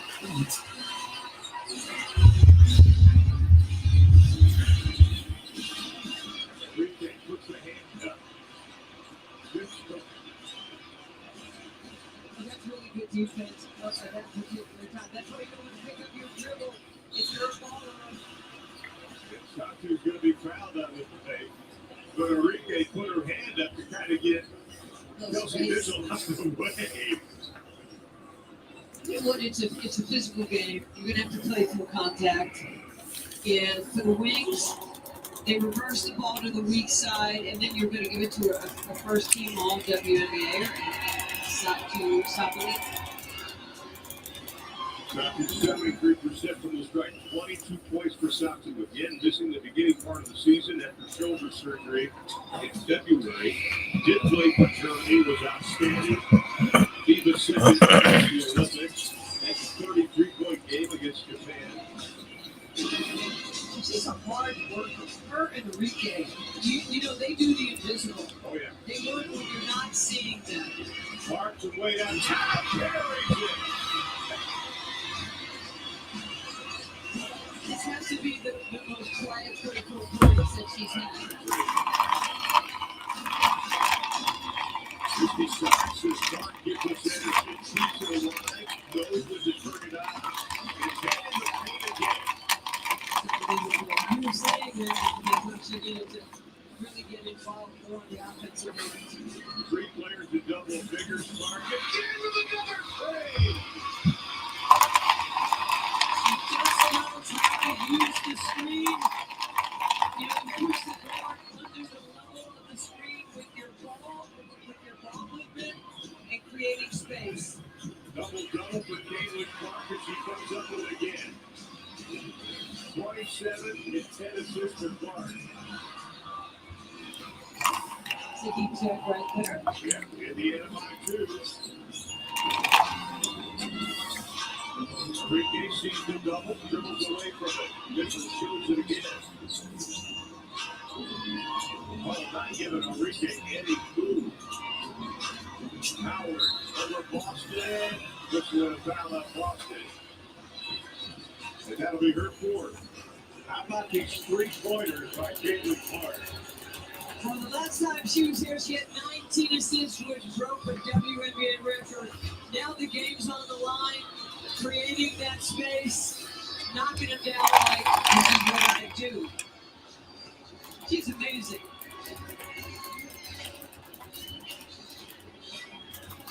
At the line, it's going to be Natasha Howard. Howard with 15 in the ball game and 16 assists. Now you have your big 3 with 31-23. Now 15 points. Showing her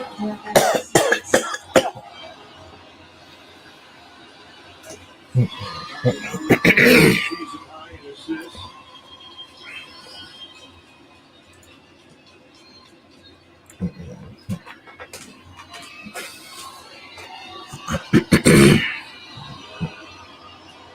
To tie things up.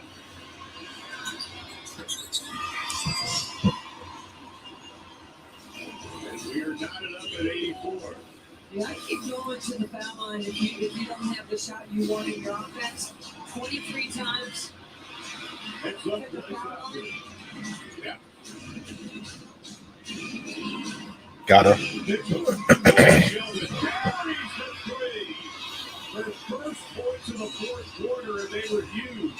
Yeah, if you're going to switch, you got to switch to deny, and you got to jump it because she is too good.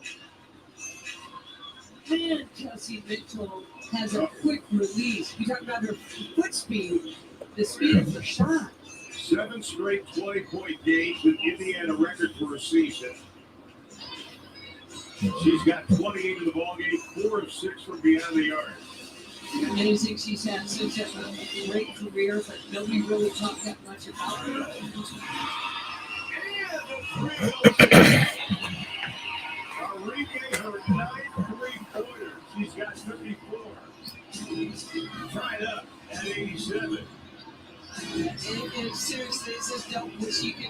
that she has the basketball in space. 7 ties, 8 lead changes. Will it be 9-0? Kalani, nice position, lost it, got it back. 4:33 to play in regulation.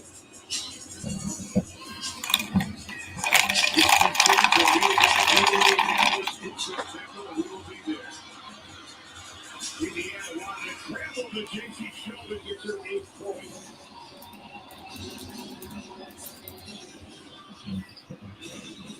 No field goals made the last 2 games for JC, but she has been hot tonight.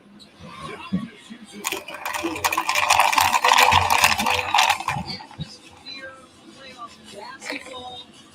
Everything you do, you must at least be able to get a shot, but be careful on your turnovers. Great assist right there by Caitlin Clark. JC Sheldon had a couple of big threes in the first meeting between these two teams. That's going to be a grabber. Christy Sides just set a new record for the fastest 10-yard sprint. That was good. Yeah, she's pretty She's active on the sideline. I would like to know what her steps are and her calories are. We're tied at 89.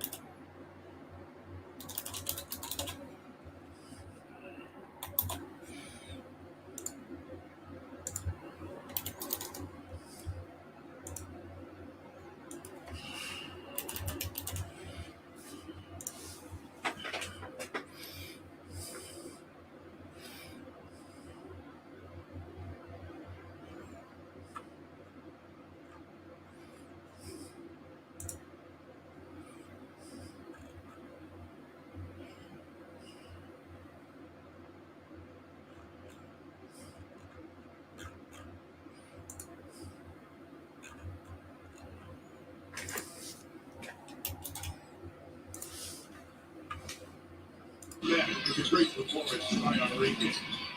Oh, gosh. Clark hesitates, Sheldon stays with her. Nice job defensively, McCallum getting a hand on it. 3:27 to play in regulation. Yeah, this game is a great battle. Really compliments to the discipline and the passion of the players. They know what they're fighting for here. 19 lead changes. 9 ties. Or 9 ties. 19 lead changes. Mitchell was starting in the ballgame. Arike, a Dallas Wings record, 3-pointers made. That's going to be a foul underneath.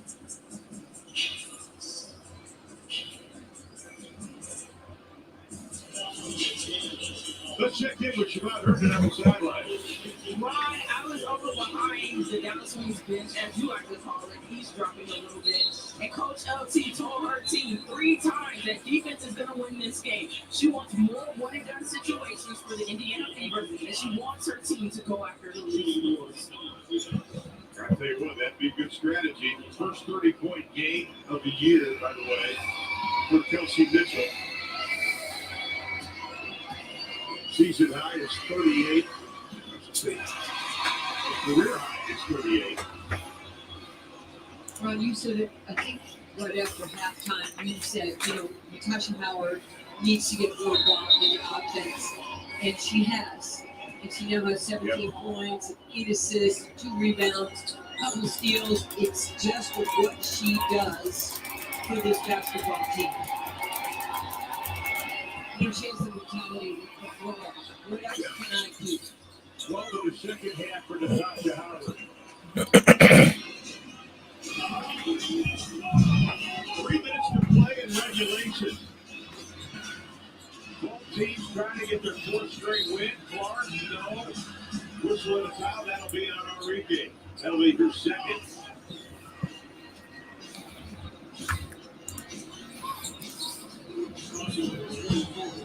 She's ending up at the foul line, and she's going to get her shots. But to me, it's better than her just shooting threes and changing the momentum of this game for Caitlin.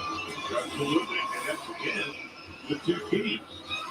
You can't have Caitlin Clark and Kelsey Mitchell just go crazy today. They have though for the most part. Yeah, they're electric. This is Indiana team. I believe they're going to win a championship somewhere in the near future.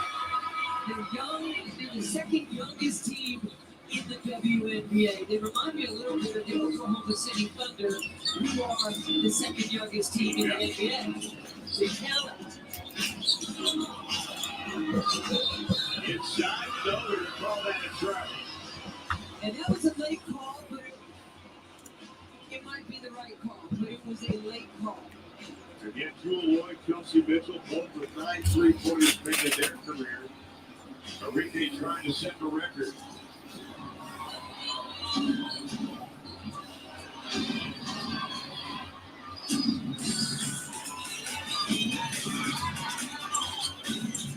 Clark. Off her foot, Sheldon came up with it. Sheldon with her third steal of the ball game. Every possession counts. Howard spins off the glass, no. Loose ball foul against Indiana. That was the message that Latricia Trammell told the team prior to this three-game win streak. She had the positive side, but we are not out of it. But you have to value every possession from now on. Well, the message is clear and it's happening because right there, Casey Sheldon is guarding and she's getting up underneath Caitlin Clark, and sometimes the ball just gets loose. And McCowan did a great job as Howard was turning to shoot. She's moving you under the basket. You're not going to win that war. You've got to stop her before she can create her space. And a whistle and a foul. Mitchell goes down hard. 1 point lead for Indiana. And the turnover is going to be on Mitchell. Risky side squad. Hanging in there. They're shooting 53% of this ball game. They're winning points in the paint. Inside, shot 2 hands, can't get it. Sheldon digging at it. Sheldon digging at it. We're going to have a jump ball. That's a hustle play. That's always in those 50-50 balls. Who's going to get them? Who's just bending over at the waist? And who's diving for the ball? And Sheldon is always diving for the ball. You know, everybody talks about it, tight basketball games. You probably have used the line. Who's going to get those 50-50 balls the last 2 minutes? Well, you have to. That's part of the defense. That's part of multiple efforts, right? Offense is multiple actions. Defense is multiple efforts. And I think they're making sure the shot clock and everything is synced up. I think they're going to give a fresh 24. They put 14 on the shot clock. Should have been 24.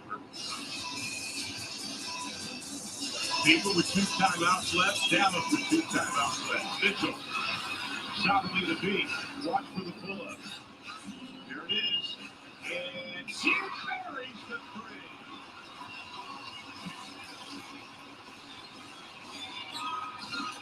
For Mitchell, Dallas can't answer. Loose ball foul that's going to go against Tierra McCowan. Block shot by Kelsey Mitchell. Yeah, that is unbelievable. These are not easy shots, folks. She's coming down and she's in motion. She's reading the defense, and then, yeah, I mean, that was a mistake to leave her. What happened was Satu dropped in the lane to help out. Right. You can't. You just got to press up. 1:40 left. Boston on McCowan. Flat shows the double, not going to come with it. That's going to be a double dribble. Wings will have it. Down by 4. That's probably a kick out.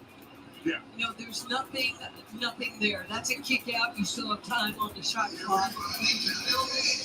20 turnovers Indiana have led to 24 points. And Christy Sides is going to call a timeout. Let's talk about Kelsey Mitchell. 28 points, 28 points and 5 rebounds, 3 assists tonight. Well, add that to the fact that since the Olympic break, prior to this game, she was averaging 25 points a game. And it just gives, Caitlin Clark and her teammates a chance to spread the floor and spread the defense. And as we talked about, if you put your best defender on Caitlin Clark, who's guarding Kelsey Mitchell? She's unbelievable. By the way, Arike has got a career high, tied her career high in rebounds with 8 to go along with a career high and a wings record, 9 3-pointers made. You see the numbers on Kelsey Mitchell. How about Caitlin Clark tonight? 28 points, 12 rebounds for 11th double-double.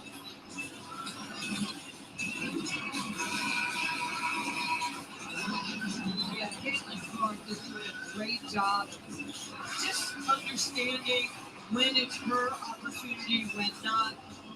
She's precision of how to get her shot off. When you know what you know, you do what you do. And she's by far, she's going to be the rookie of the year. I mean, if anybody thinks she's not, feel free to call me or hit me on Instagram or Twitter. I'd love to have that conversation with you. She's flat out not just that. She's in the MVP conversation in this league. And we just, Candace Parker was Rookie of the Year and MVP of the WNBA in her first year. Here's Arike off balance. No fighting for it. Mitchell comes down with it. 1:15 to play. Beaver, no timeouts. Wings have 2 timeouts left. And the foul is going to be called against the Wings. That'll be on Natasha Howard. And now they'll go down the other end. Mitchell will shoot free throws. Perfect this afternoon. 4 of 4 on the line. This is where whatever happens on these foul shots come down. You have to attack. You either have to attack to the rim, draw the defense, and then kick it out for a 3 from Mitchell or from Caitlin. Again, Mitchell 38, her career high. In 2019 versus Connecticut. And the lead goes to 6. That is actually the biggest lead that Indiana has had this afternoon. Wings will have it, using the reset with 1:15 left in the game. Don't necessarily need a 3, you just need a good possession. Howard launches the 3. Sierra went for, so did Arike, and it'll be Indiana basketball. Yeah, that probably wasn't the shot that you're looking for, but it's easy to say when you're sitting here at the table. Right. And you're not in the flow of the game and you're pressing for something else. Trying to get into this game, Natasha was just 4 of 22 from 3 over the last 11 games. I'm probably keeping the ball right there in Caitlin's hands. Johnson for the big kick on Shelton. He tries to cover up Lexi Hall. No. 45 seconds. The lead is a half a dozen. Arike tried to cut it in half. Oh, with a big rebound. And the foul by Tierra McCowan. Boy, she's been hitting that shot all game. And she has to take it. Absolutely. They enter the room. Couldn't get it. Again, Tuesday night, Washington comes to town. Don't be deceived by the Mystics' record. They are a very good, well-coached basketball team. And that's going to be another must-win situation for the Wings, although we still have 39 seconds left in this one. Eric Tebow has done a very good job. He took over coaching for his dad, Mike Tebow. One of the great coaches in the history of this league. I think he might be the all-time leader in wins and won a championship. Clark knocks it out of Sheldon's hands. Arike quickly inbounds. Howard to Satu to the layup. Got it with 31-7. Lead down to 6. Clock working against the Wings. Indiana trying to go for their 4th consecutive win and go over 500. We'll put this in perspective. The last time they were 500 was 2016, when they were 2-2. Pretty incredible for Indiana. You talked about it a couple times during the beginning of the game. They have been playing on the road, and they're going to finish at home. And when you get into a sold-out Cambridge Arena, and look at the Fever fans that are here. Yeah. They travel well, and she's beloved, Caitlin Clark, all over the country. They have sold out every game they've played in this year except 3. Indiana has. Arike forcing it inside. No, McCowan and Clark will have it with 12, and that's going to do it. So the Indiana Fever will go over 500. 17-16, extend their win streak to 4. Dallas will have their 3-game win streak snapped, but they get another chance Tuesday night against Washington.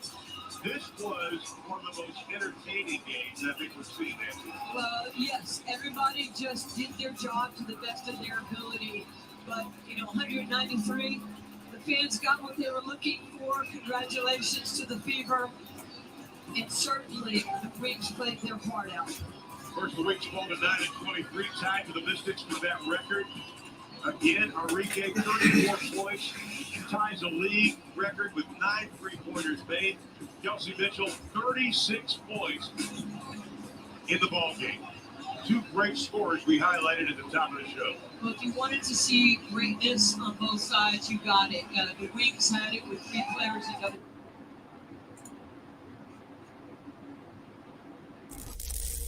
Get ready for the show, it's about to begin. Pro fan talk when we dive right in. Sports talk, hot takes, ain't nothing we lack. We the real fans, nothing holding us back. Mic check, 1, 2, y'all know the drill. We bringing the energy, we keep it real. Touchdowns on liquid air, on the slam dunks on the court. Every sport, every game, we holding down the fort. We breaking down the plays, dissecting the stats. Pro fan talk, we keeping it fat. With passion, no filter, no doubt. We the voice of the fans, we scream and we shout.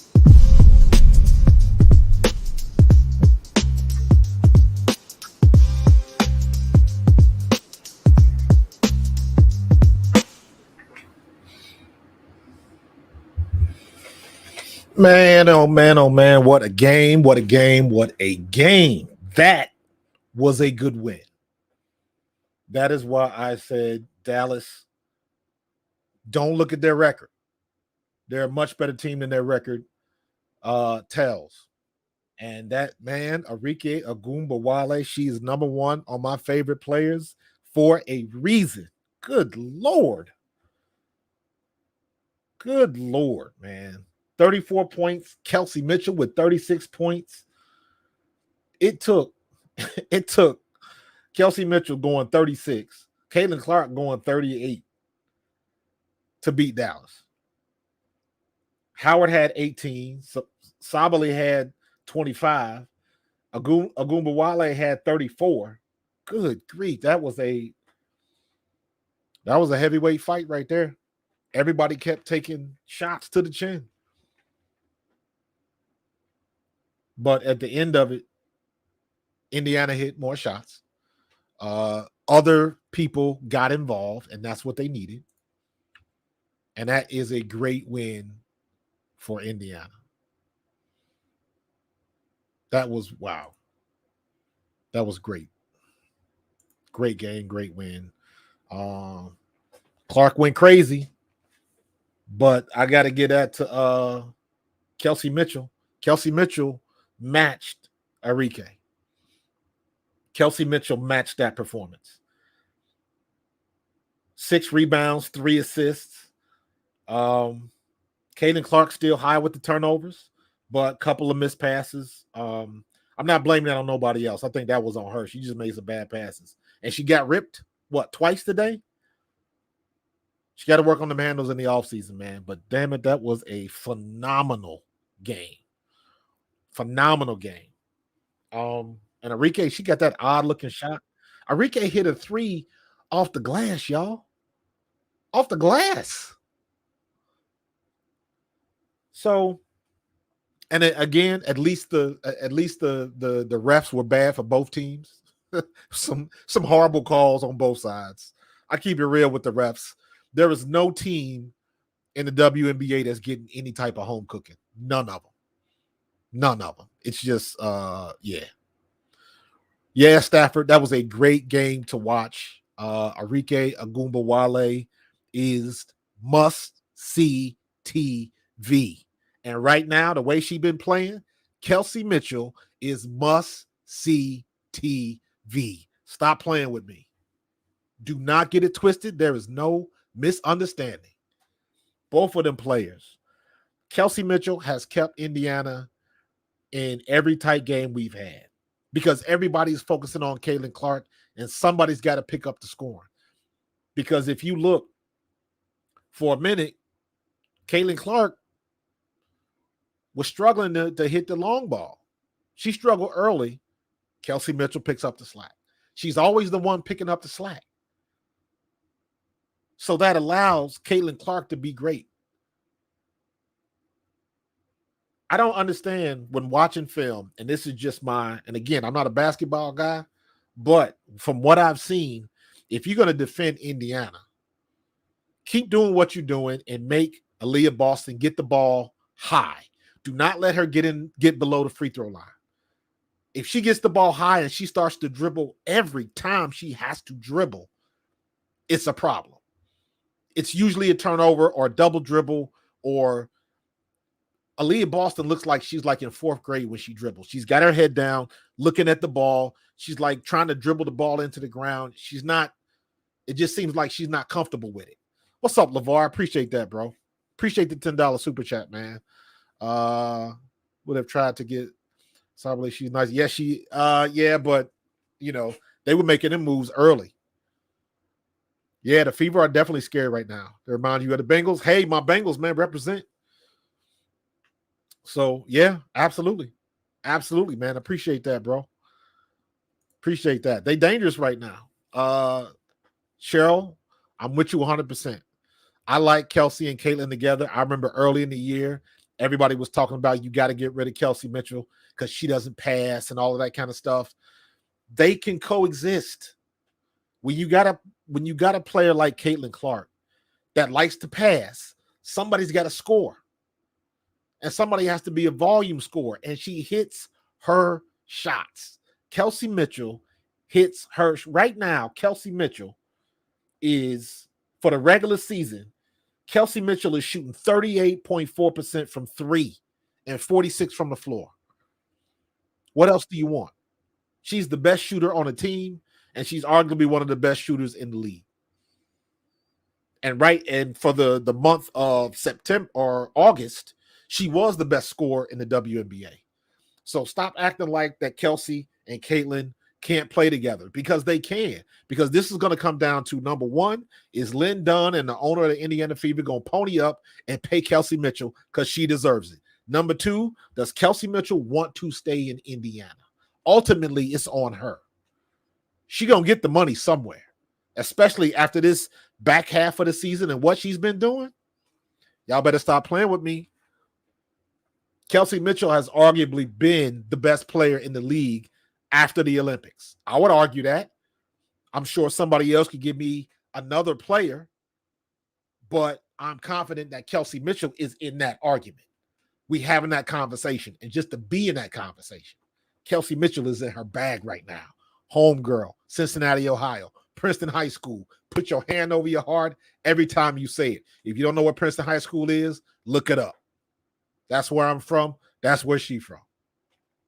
Better recognize you. Better stop playing with Kelsey Mitchell.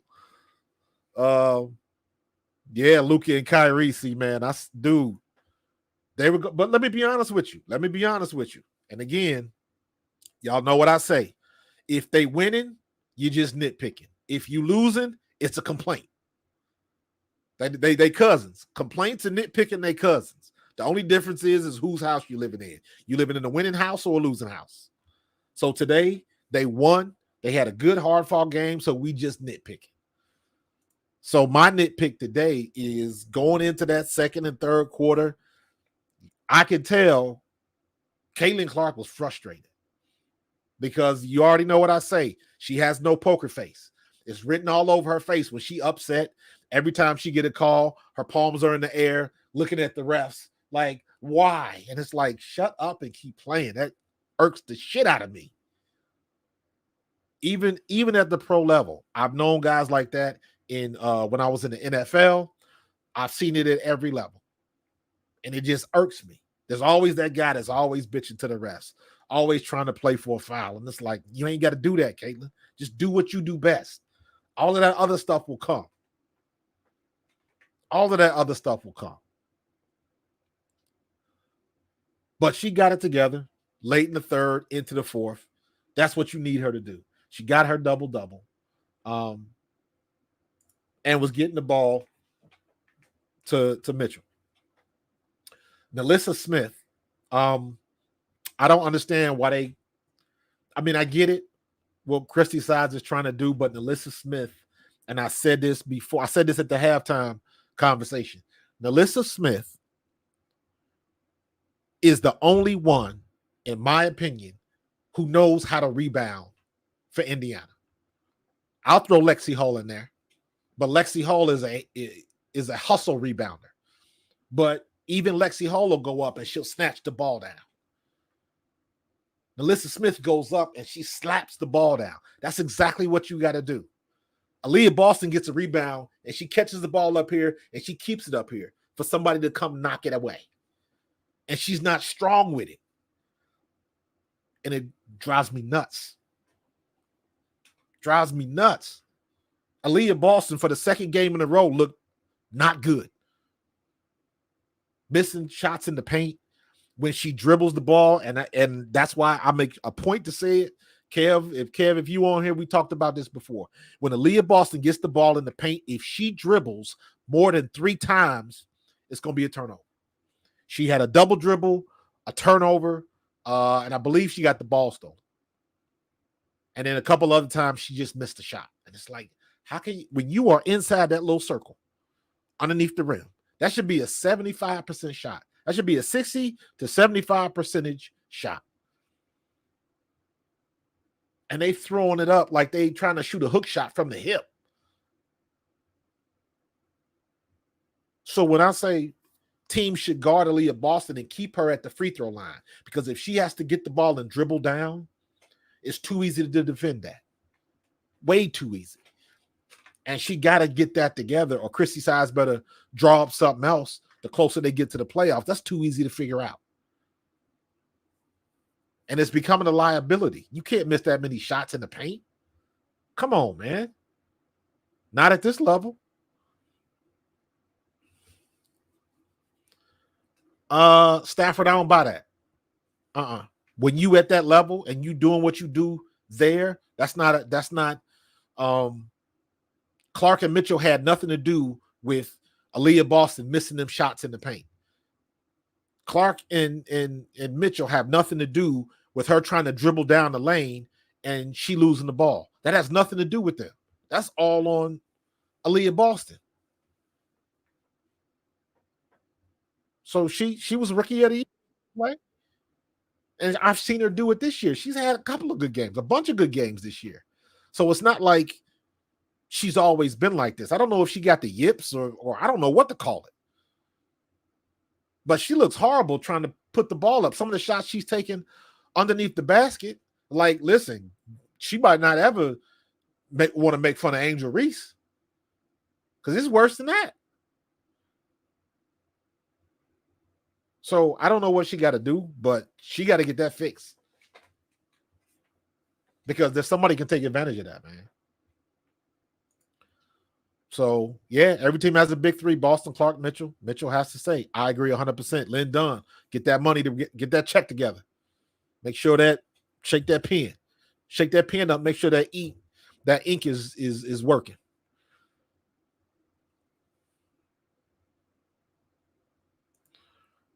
MJ, I don't buy that.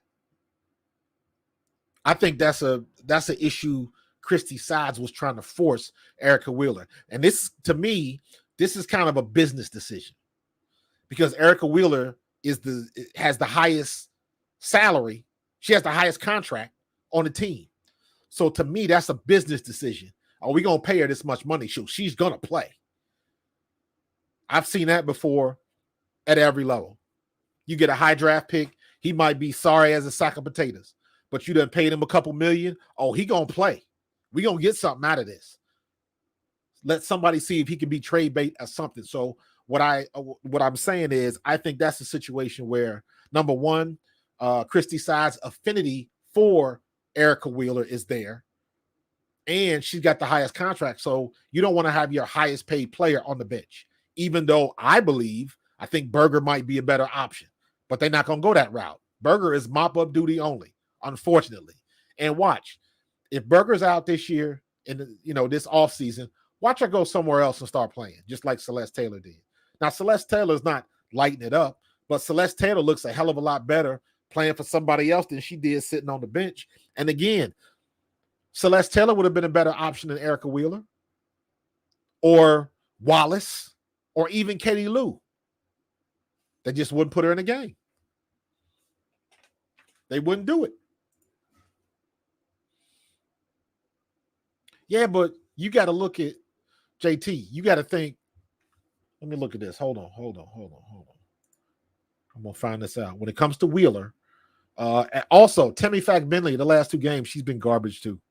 She has a couple of good defensive plays, but she's been missing points in the paint too, and she didn't do that before she got hurt. But Arike Wheeler is 33. So she ain't, and her game is not that good where she can get trade value like that. At least I don't think so. Not for somebody her size. Now, I'm sure at one point she had to be good because I know she made all-star teams and all of that kind of stuff. But right now, her game is not up to par, in my opinion.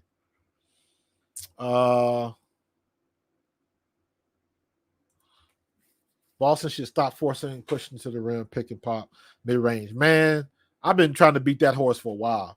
Caitlin Clark does not like to shoot mid-range shots for some reason. She had the one game where she hit the runner. It's funny now because where my boy Kev, there he is, Kev the PRF.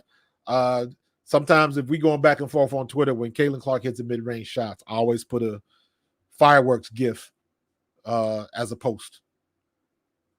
Because she will have a wide open mid-range shot and she'll keep dribbling so she can get herself in position to hit a three. She does not like to shoot mid-ranges for whatever reason. Now she'll drive to the rack. She'll take it to, off the glass, but the mid-range shots around the free throw line or in that area, she just passes it up. What's up, Kev? Honestly, about Boston's numbers going down, defenses have adjusted and are all over Clark. Boston's pick and roll. Yes, they are. Correct. It's over before it starts now. I agree with that. I definitely agree with that. But there are some situations where she is under the rim and she is not converting. That's the problem right now. And they got to get that tightened up. Aaliyah Boston has got, because I already seen her do it this year. So I know she can do it. So I don't know what the hell's going on, but she better figure something out. Because this is getting down to the nitty gritty. And you can't afford the mistakes if you're trying to make a run in the playoffs. And right now, and that's the good thing about where Indiana is right now. We kind of bitching and moaning and nitpicking about what they can do better, and they still win it. So just imagine if they got everything together. Just imagine how good if everything started clicking. Now, it's easy to say, and every team says that. When we get good, but when you look at the best teams, when you look at Connecticut, when you look at Minnesota, when you look at New York, everything clicks more times than not. Rarely does everybody on the team, everything's clicking at the same time. You usually have one or two players that really get hot. And the teams that go further, more players look better and better. It doesn't make a bit of difference if Caitlin Clark is red hot, but Kelsey Mitchell can't hit the broadside of a bar, or vice versa. because they had games like that early.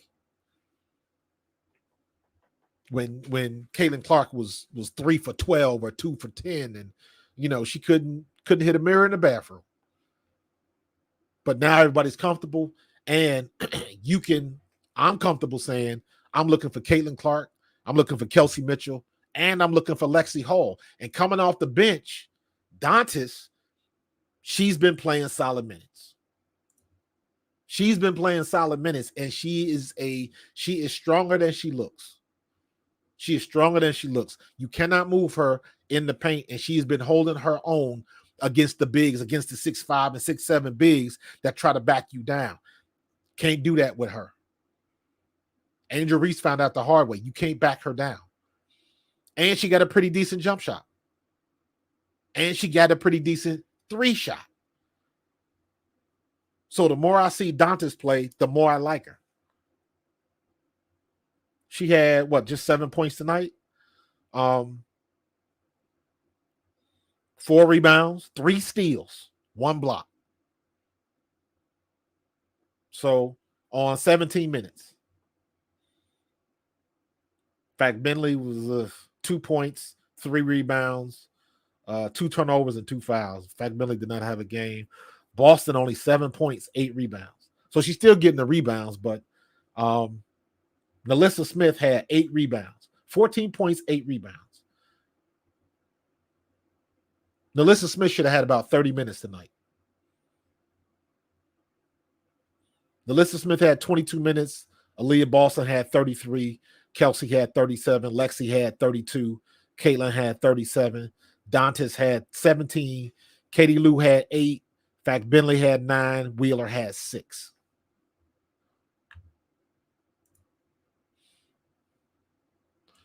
Uh-oh. Where'd you go?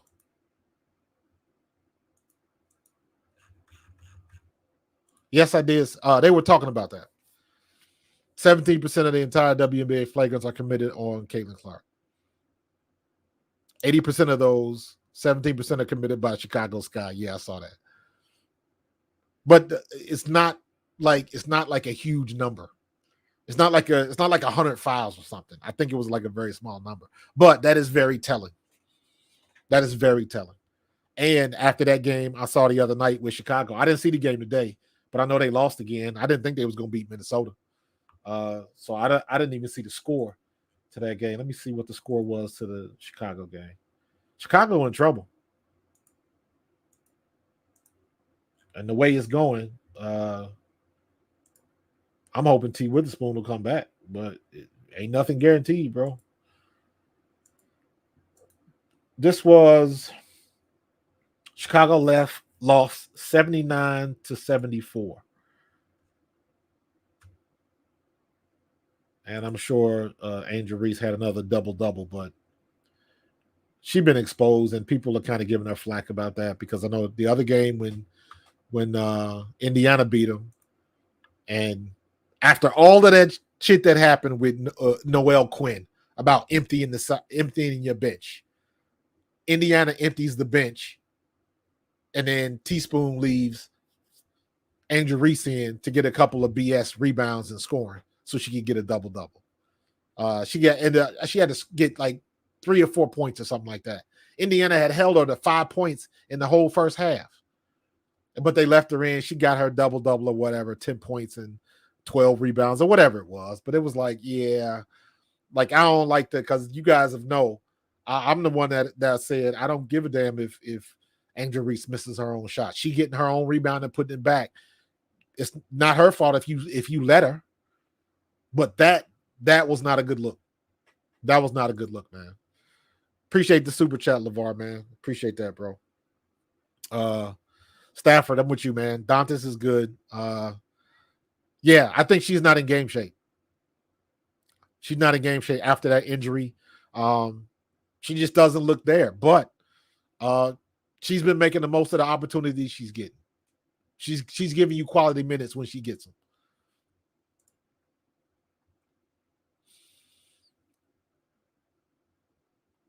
Yeah, Nalissa Smith has been good, man.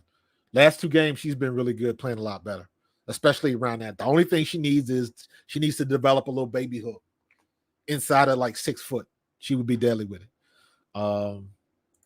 Yeah, Wheeler plays her 6 minutes and could have put her on the street clothes. Listen, me and Kev got a thing. Every time Wheeler comes in, we wait for that first turnover. It's bound to happen.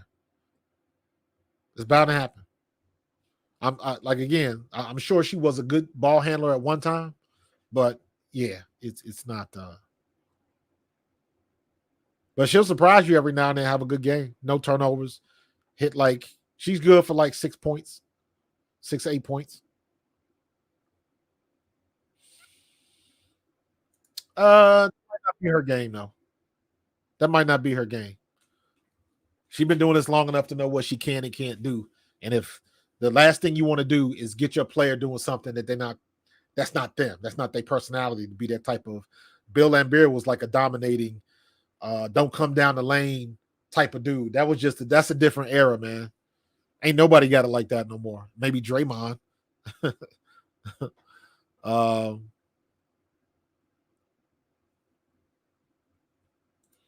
Yeah, 6-1. No complaints. No complaints, man.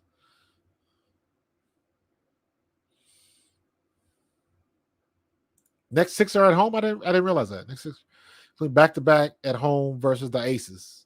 That ought to be a good one. Yeah, I'm not. It was you doing the flip side of what happened earlier in the year. Because remember when Indiana was getting ran through, everybody was just trashing Indiana. They couldn't win anything, and they played like 11 games in 20 days or something goofy like that. Their schedule was ridiculous in the beginning, and it caught up with them. And then when they finally got a couple days off, got their legs back, they came back and looked a hell of a lot better. Now that situation is flipped, and everybody else is getting that crazy schedule at the end. I think they did it in the beginning because they wanted to capitalize on, Caitlin Clark mania to the expense of Indiana. So props to Christy Sides, another good win. I wasn't crazy about the X's and O's for a little bit, but what do? You nitpicking because she winning.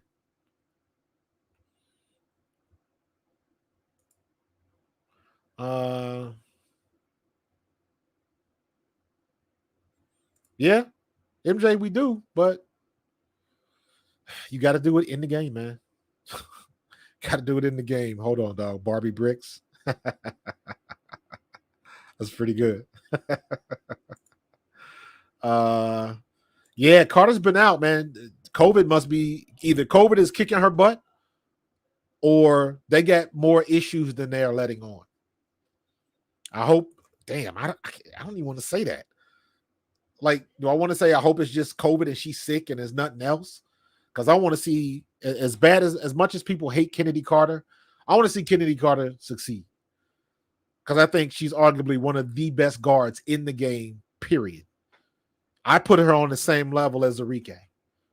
But she just don't get that opportunity because they always trying to get the ball down low to Angel Reese. But Kennedy Carter can make it happen. But her track record always gets her in trouble. So,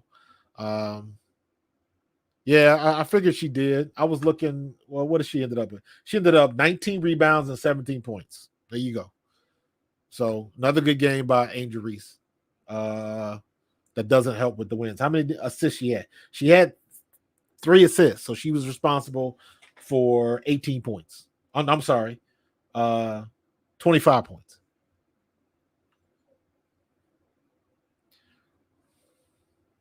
Let me say this, man, because I know a lot of people say the same thing. Let me say this, because I will defend Angel Reese in this regard. You do not have to be up 4 or 5 hours a day making a podcast. Doesn't work that way. They go to practice probably, I'm going to guess all of the teams probably practice like around 10, 11 o'clock in the morning. So depending on when you start practice, some teams will go earlier than that. Depending on what your schedule is, do they have to travel, things of that nature. So let's just say they go in and practice at 10 o'clock. They're done practice, let's say at 12. And then from 12 to 1, let's say they watch film. So you got a 3-hour day at practice, 2 hours on the court, maybe one, let's say 4 hours, 2 hours on the court, 2 hours in the film room, studying your opponent. So that's a 4-hour day that started at 10 o'clock in the morning. That means you're going to get done at 2. So from 2 until, let's say, 8, 9 o'clock at night, what are you going to do? And what I've learned about production and podcasting and stuff like that, they can get in there, depending on how long their episodes are, they can shoot 2 and 3 episodes in a day. And now they got 3 weeks worth of content, because I don't think this is supposed to be a daily thing. This might be a weekly. So if it's like that, in a matter of 5 days, you might have 6, 7, 8, 9 episodes that will last you for the next 3 to 4 months. So it depends on how they're doing it. It's not hard to do. She's not taken away from what she's doing on the court or anything like that. So I'm not going to fault her for having a podcast. Here's the problem: the optics. She's on a podcast laughing, giggling, kikiing it up with whoever her co-host is. Meanwhile, Chicago's getting drug every night. Now, here's the question. Are you keeping it 100? Are you talking about what's going on your team, on your podcast? What are you talking about? Because you can't talk about what's going on in the W without going into what's going on your team. It's all fun and games when you're winning, but when you got to be honest with your teammates and stuff like that, how far are you going to go with that? Prime example is you look at the situation Micah Parsons got down in Dallas, and everybody's getting sick of his podcast. Because as somebody that's been on a team, there are certain things that should be kept in-house. Everybody's got a podcast now. Everybody's got a podcast. Some of the stuff that used to happen in our locker room, if I was to go out and tell somebody in the paper or the Philadelphia Inquirer, I come back in that locker room and Seth Joyner would have smacked me upside the head. Clyde Simmons would have smacked me upside the head. Randall would have smacked me. Herschel would have smacked me. Because back then you didn't do that. But now everybody's got a podcast and it's going on during the season and you airing dirty laundry and it's just not a good look. Shit, we thought it was bad when Antonio Brown live streamed the post-game speech with Mike Tomlin. And we was going off about that. Now you have an hour and 2 hour long podcast talking about who's playing well and, all the stuff that's going on your team. That's used to be sacred ground, and it's not no more. So the question for Angel Reese is, how deep into the weeds is she going to get? And is she going to keep it 100? Or is it just going to be fluff? I don't know. But I'll skip it. So, yeah, Kev, it looks like they're giving the ball to Camila Cardoso a little bit more. Cardoso was good. And here's the thing. Here's the problem that they have right now. Angel Reese has a very dominant personality. She demands the attention. I could see that when she was at LSU. And that's a good trait to have. But you got to turn it around. And I noticed next year, Angel Reese is going to be a problem. Because I already see it. It all depends on what she does in the offseason. If she don't get, because she's somebody, she got the looks, she'll be on somebody's runway and all of that kind of stuff. So how much effort is she going to put towards her craft in the offseason? Because that's going to be the difference. Because let me tell you right now, hit me up on the timestamp. If Angel Reese learns how to hit a consistent mid-range jump shot, y'all folks are going to have a problem next year. Because with her getting them rebounds, and you going to tell me she can hit a 15-footer with consistency? Now, she still got that shot put of a jump shot, but she's been working on it. And I remember, and I'm saying this because I made the comp with Angel Reese and Dennis Rodman long time ago. Go check out the video. I remember when Dennis Rodman started shooting 3-pointers and people thought he was 14 karat crazy. And he kept shooting. And he got a little bit better. And he kept shooting. And he got a little bit better. And he kept shooting. Then he got pretty good. He got pretty decent shooting a mid-range shot. That's all she has to do because she's limited with everything under the basket. She's going to expand her game. At least I think she should. But again, these kids got distractions that we didn't have. We didn't. How you gonna grind for your dreams when you already got a 6 and 7 figure salary coming out of college? What goes on in here? What drives you when you already got the bank account? That's a tough one. That's a tough one. You in college, you going to the Bahamas and Cancun, and you can bring friends and teammates with you and buy all of they out. You can get all of that stuff and pay for it and not miss a beat.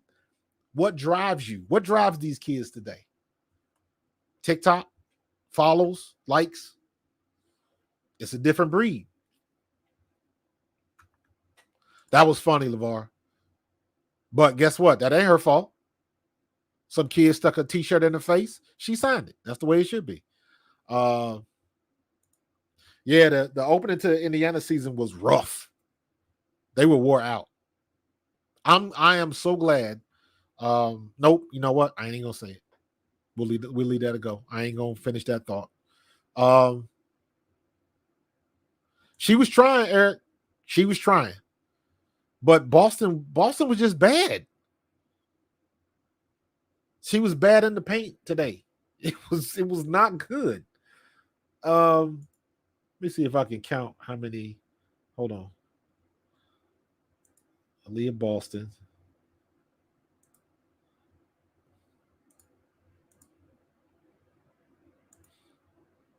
Oof. Look at this, y'all. Look at this. Look at this. Look at this. Look at this.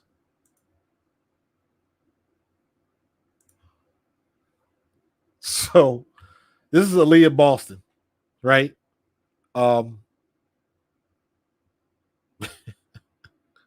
Wait a minute. This can't be right. Wait a minute. All quarters. Fourth quarter. This is look at this. This is Aaliyah Boston.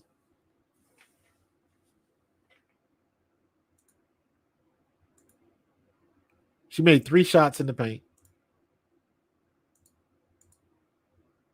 That's oh my God.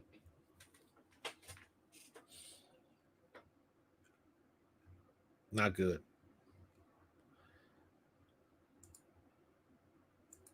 If you look at all of this.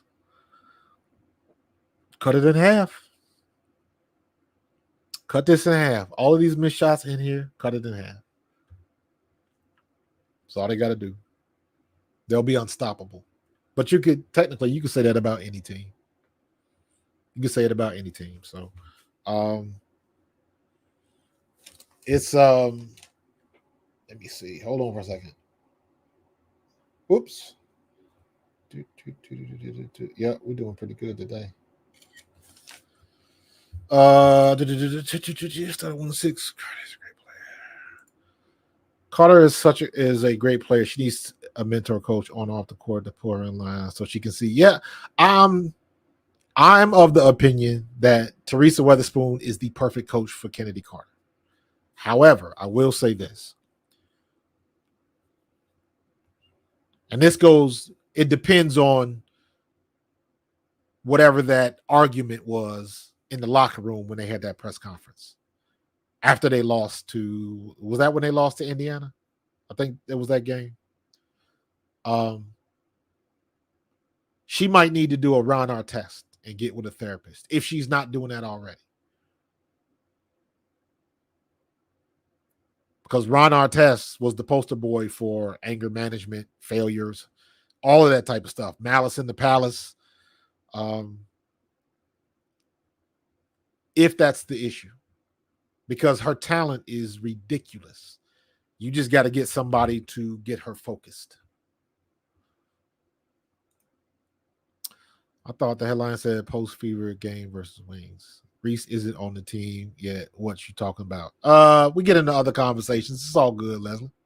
It is all good. There is some work to sometimes even write scripts. Looks like Reese probably don't like TV or games. It's gonna come to it one way or the other. Whether people are like it or not. And Leslie, this is kind of to your point. Her and Caitlin Clark are the most visible players in this league right now. Whether people like it or not. Whether you're on the Angel side or the Caitlin side, it doesn't matter. They are the two most visible players in the league. So you go and pump them. And the stuff that Angel Reese in Chicago has done when it comes to when they play Indiana, it's not a good look. And it made people kind of take sides. But me, as a former player, that's when you say, I don't give a damn. They can think what they want to think. We won the game.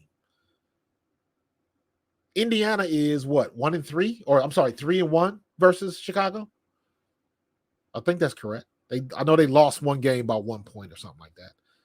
But for the most part, Indiana been handling business. And I think that's half the problem. Everybody still wants, they still want to drag on Indiana like earlier in the season before the Olympic break. And Indiana's playing a hell of a lot better. And I'll ask this question again. Where does this put Christy Sides? Because we had a lot of people that were looking for Christy Sides to get ousted after the season, but she's driving his car into the playoffs.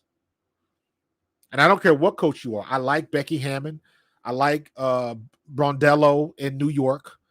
I like all of these coaches, the Connecticut coach. I like Noelle Quinn, but at the end of the day, Christy Sides is no different than all these other great coaches everywhere else. Is Becky Hammond having the same success if Asia Wilson is not there? Right? Is New York having the same success if they don't have Brianna Stewart and Sabrina Ionescu? Probably not. Is Christy Sides doing what she's doing if Caitlin Clark had gone to another team? But that's the business they're in. Players make teams, not coaches. Because there's been plenty of times where Christy Sides has had a questionable lineup, questionable game plan, and they still came out ahead and got the dub because of the players they had on the court. And now you got a situation, they done figured out how Kelsey Mitchell and Caitlin Clark can work together. That's exactly what you need.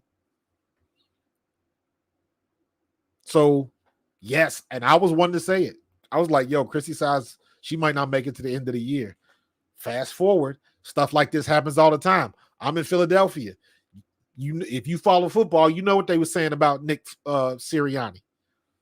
I'm an ex-Eagle, so I'm greatly in tuned to that situation. But as bad as Sirianni fumbled the bag at the end of last season, he's still been to the playoffs. He's been to the Super Bowl, and that means something. Christy Sides, for whatever negative outlook you have of her, if she gets to the playoffs in her second year, this is her second year as head coach. You can say it's lucky because she got the best player in the draft and blah, blah, blah. And you're not wrong. But you know what? She made the most of what she had. And I'm not going to blame that on her. And let's not forget, some of the losses Indiana had was not on Christy Sides. So you can't blame it on Christy Sides if somebody's not shooting up the par or somebody's turning the ball over. That's not Christy Sides' fault. So it's got to go both ways.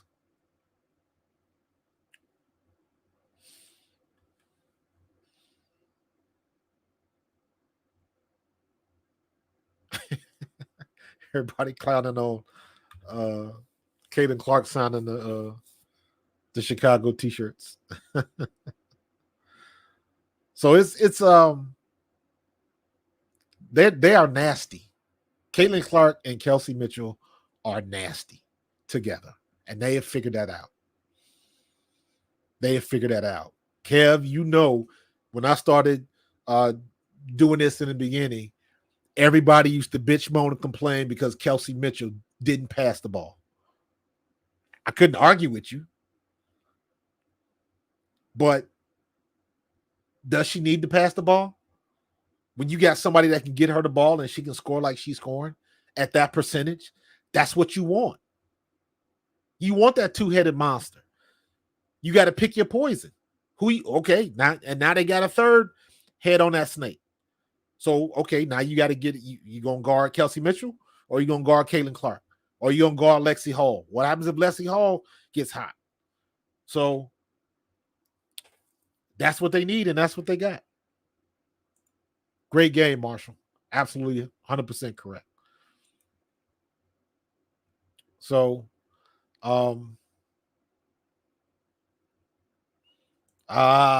that would be great, but I don't want to see that because I don't know if they're ready for the Aces yet. And the Aces, they got chinks in their armor right now. But they also have playoff experience. So they know what to expect. They know what to do. And they will probably have home court advantage. If it comes to that. Still got a lot of games to play. Got to let it play out. We talked about that a little bit. Cheryl Soups not being on the broadcast. You just gotta she gotta, stop with the shade. I mentioned earlier, like you can not like a player and still give a fair assessment because that's what your job is. And I don't care what she says. A lot of stuff that she was saying, to me, it didn't seem like it was fair. And it didn't seem like she was being unbiased. And that's the key. If you're gonna be an analyst, you can't be biased. And even tonight, Nancy Lieberman Klein, I was like, okay, she might be overdoing it with the Caitlin Clark praise. You ain't got to gush about her. Just tell what's going on. We get it. And let me be honest with you. I'm not there yet saying that she's an MVP candidate. I'm not going there yet with Caitlin Clark.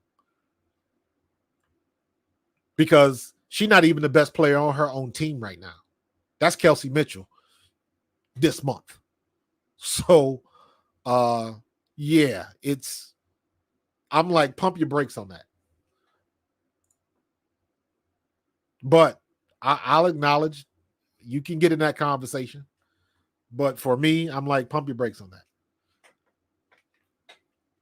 Yeah, McCoy, this is not the same team that it was in the beginning of the year. Agreed 100%. Yeah, Jerry, listen, man, early in the year, I would have agreed with you 100%. I can't say that now.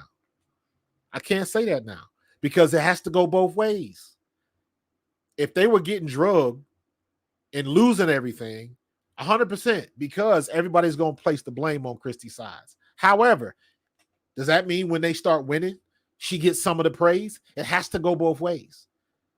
It can't be they lose because of Christy Sides, but they only win because of Caitlin Clark. Or they only win because of Kelsey Mitchell. Nah. So she has to get a lot of the credit for the turnaround because she's the coach. So that's the way it has to go. Eric, I will say 100% that most of the conflicts and the hate towards Caitlin Clark, I do agree it was media driven.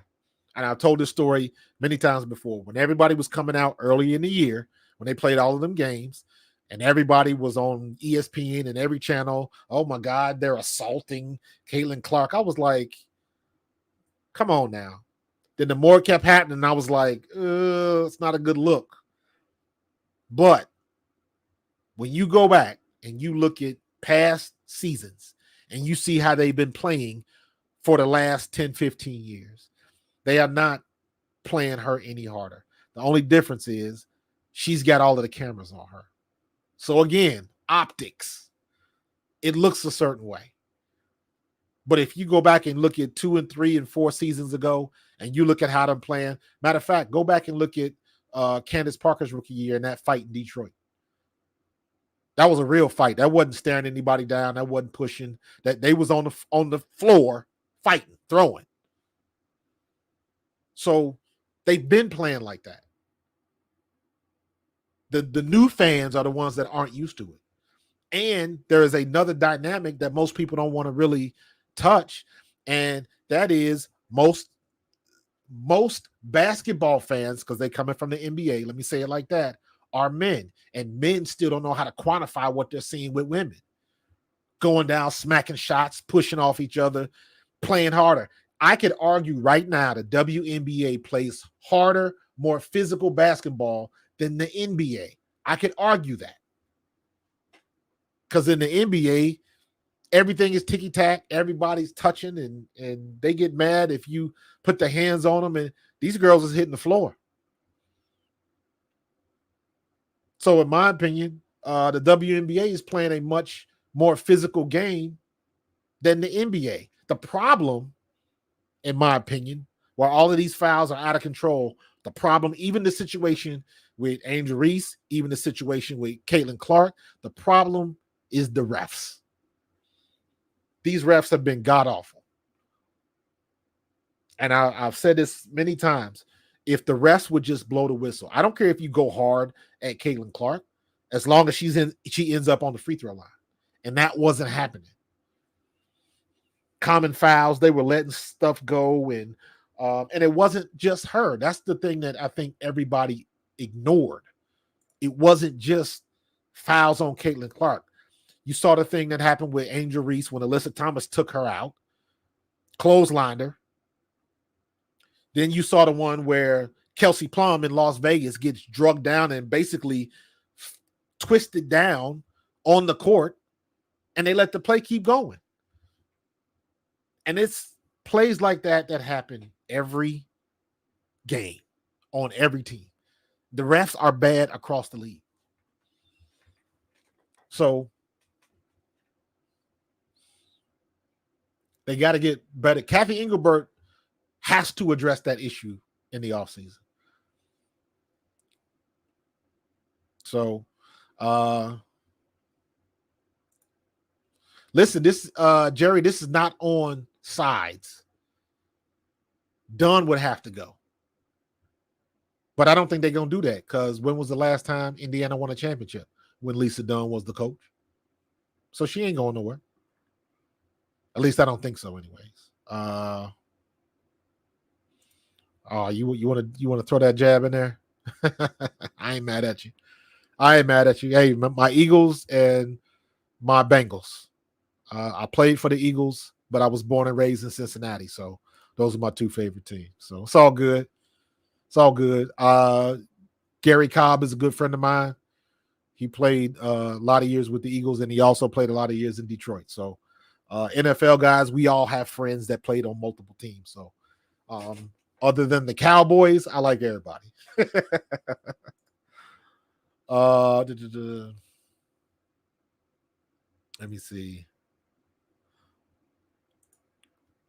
Size has been very slow to figure things out and get the right lineup in the game, but she figured it out, so she's staying. I'm good with that. That tracks.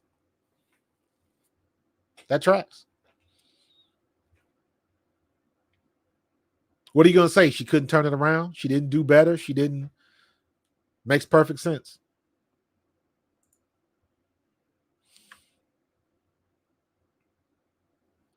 Lexi was pretty good tonight. I like Lexi because she hustles. She out hustles everybody. So her and JC Sheldon are the same player. JC is the same way.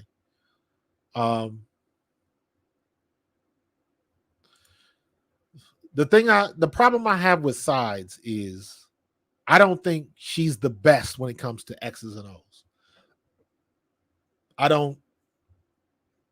There's been a couple games where she got outcoached. I can say that. But at the same time, when you go back and look at some of them games that we lost, And everybody wants to look and blame sides and, you know, because they didn't run up tempo or stuff like that. But if you look at them games and all of the shots that we missed in the paint and stuff like that, Christy Sides does not shoot any jumpers. She does not take any free throws. She does not set any picks. So ultimately, it's the women that's on the floor that's got to make it happen.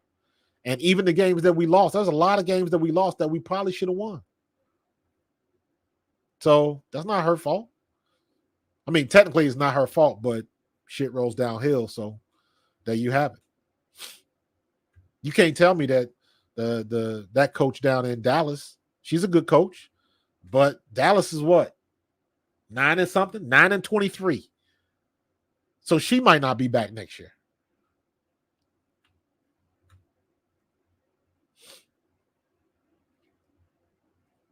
Uh, 100%. We will see. We will see. Carmen, that is something that I say all the time. Sometimes you just got to let it play itself out. So you are 100% correct.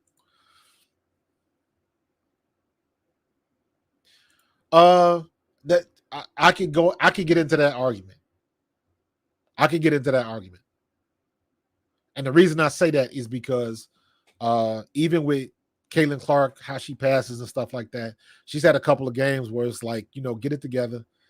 Your shot's not hitting. So now you got to come up with something else. So that's fair. That's fair.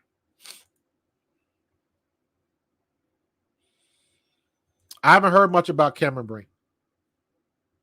I don't know if she's going to be coming back. I don't know if she's going to just wait till next season. That would make the most sense because that's not something you want to rush. So, and if you looked at Cameron Brink she's not thin, but she's slim. She's muscular, but she doesn't have an ounce of fat on her. But she is a thin woman.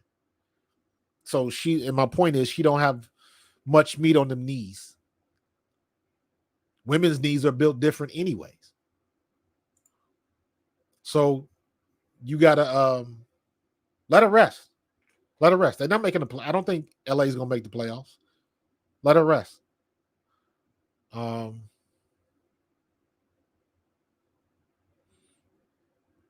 Yeah.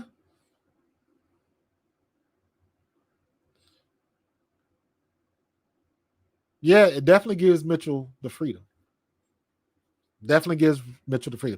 Here's the question I'll ask. If Caitlin Clark led all scorers for the month of August, you would continue to say she's the best player, she's the MVP, blah, blah, blah, blah, blah. And that's fair enough. But Kelsey Mitchell did. Kelsey Mitchell led everybody, the league in scoring in this month. That's why I say that. So, but I understand the argument. And again, I don't care one way or the other. It's nice to have people on your squad in that conversation.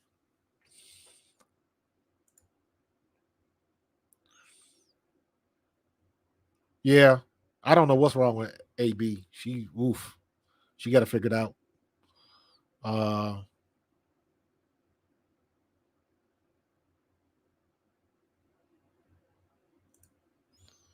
CC Mitchell combo was not in effect, and CC has that potential tactic bringing her team together. That's fair. That's fair. And to that point, you look at Kelsey Mitchell before Caitlin Clark broke the record. Kelsey Mitchell was what? Number 2? Number 3? Kelsey Plum. I'm trying to think what happened. Kelsey Mitchell was number 2 all time. Then Kelsey Plum happened. Then Caitlin Clark happened. So now Kelsey Mitchell is number 3 all time in NCAA history. So you had the number 2 scorer in NCAA history at the time that was playing for Indiana. And I believe this is Kelsey Mitchell's 4th year.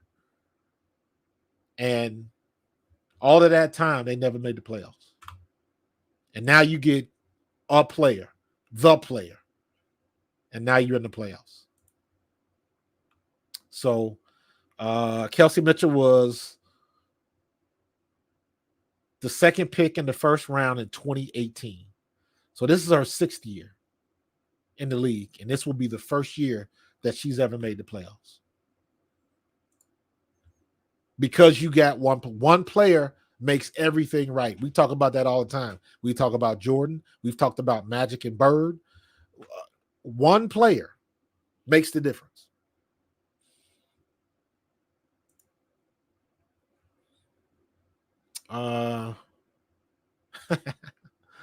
Aussie Johnny, 72-year-old Aussie here. Never watched the WNBA game before now, but I am hooked. Caitlin Clark has changed everything. There you go. The Caitlin Clark effect manifest. My guy, Aussie Johnny from Australia. 72 years old, never watched a WNBA game, but she's hooked. All it takes is one player. All it takes is one player. Whatever it does to get you that interest. I didn't watch. I'm tell you guys all the time, I am a rookie WNBA fan. I'm a rookie. But I've been watching women's college basketball for the last 3 years because when LSU won the title and then when South Carolina won the title, I wanted to watch Dawn Staley because she's a Philly girl. So plus, I've always watched women's basketball because I got 2 sisters. So the last 2 years, the NCAA women's tournament has been better than the men's, hands down. And that got me hooked. And then when Angel Reese and Caitlin Clark happened, and then Caitlin Clark in South Carolina happened, you just kept it moving. And you watched those players, and now you're invested. I always say it as a joke. This time last year, I probably couldn't name 5 WNBA players. Now I can name a bunch of them off the top of my head. So that just means I'm invested in the game. So, Aussie Johnny, I appreciate you. Make sure you subscribe and hit that like and tune in for more conversations because that's the type of people I want to talk with. I don't want to have a monologue. I want to have a conversation. You already know. Keep them coming. You have to realize that Clark set everything up for everybody. Her responsibility is everything. Mitchell just has to be in attack mode. That's the difference. So, yes, Clark is the best player on the team. That's fair. Okay. I can live with that. I can live with that. In my opinion, there's no wrong answers. Back to what I said earlier about everything plays itself out. So there's no wrong answers. If I think right now, in the month of August, that Kelsey Mitchell was the best player in the league, let it play out. She showed it again today. Caitlin Clark has had a couple of pedestrian games, but that happens to everybody. But your point is taken. I'm not saying you're wrong because you're not. And it's going to play itself out. But everybody's still trying to throw other people in the Rookie of the Year. To me, is funny. So watch. They try to do a co-Rookie of the Year. Watch they try to do that. That wouldn't surprise me at all.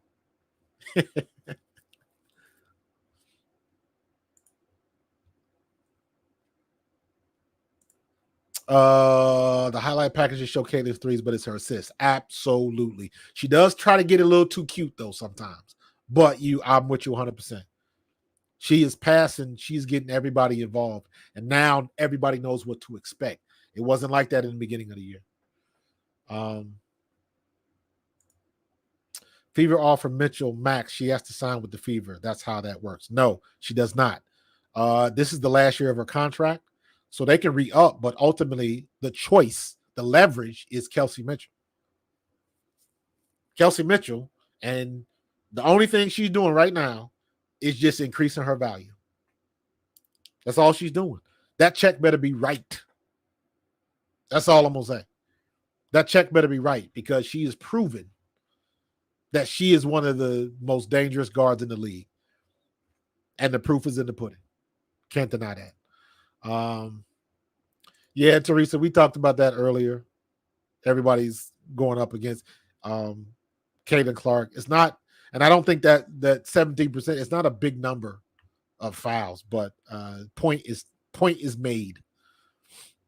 And I'm sure that it's going to be a lot of the content creators that like to start people talking about the isms and the ists. So there's probably people that's going to take that information and run with it. So I'm like, whatever. Let the girls play. Same thing happened with Jordan. He has the ball in his hands most. He gets the most. He was the most visible player in the league at that time. So that's why it happened. So I'm old school. So everything reverts back to Jordan. WNBA is in the same exact position that the NBA was in 78, 79. Magic Bird came out. Magic Bird told this story on Fallon, I think it was. Magic Johnson wins the title his rookie year.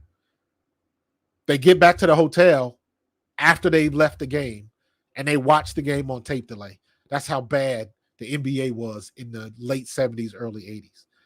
The championship game was on tape delay. Magic Bird changed all of that. Jordan came 4 years later, and the rest is history. That's what the WNBA is right now. That's what they are right now. So next year, now that they got this new media rights money, next year, they got to have that media team right. They got to have the endorsement deals right. All of that, the polish, the broadcast, all of that kind of stuff. I don't care if they bring back Cheryl's Hoops or not. But if they do bring her back, she better come correct. Because now you can hire somebody else that can do a better job. Nancy Lieberman was okay. She was better than Cheryl Swoops was. So now they can pay some money. They got to get the production better. Because let's face it, WNBA is mainstream now. Don't say burger. How come I can't say burger, man? Burger is on mop-up duty right now, man. Chrissy Size ain't letting her play. Burger's going to be in the same situation that Celeste Taylor was in. And let's hope that she gets with another team that'll let her play. So we'll see.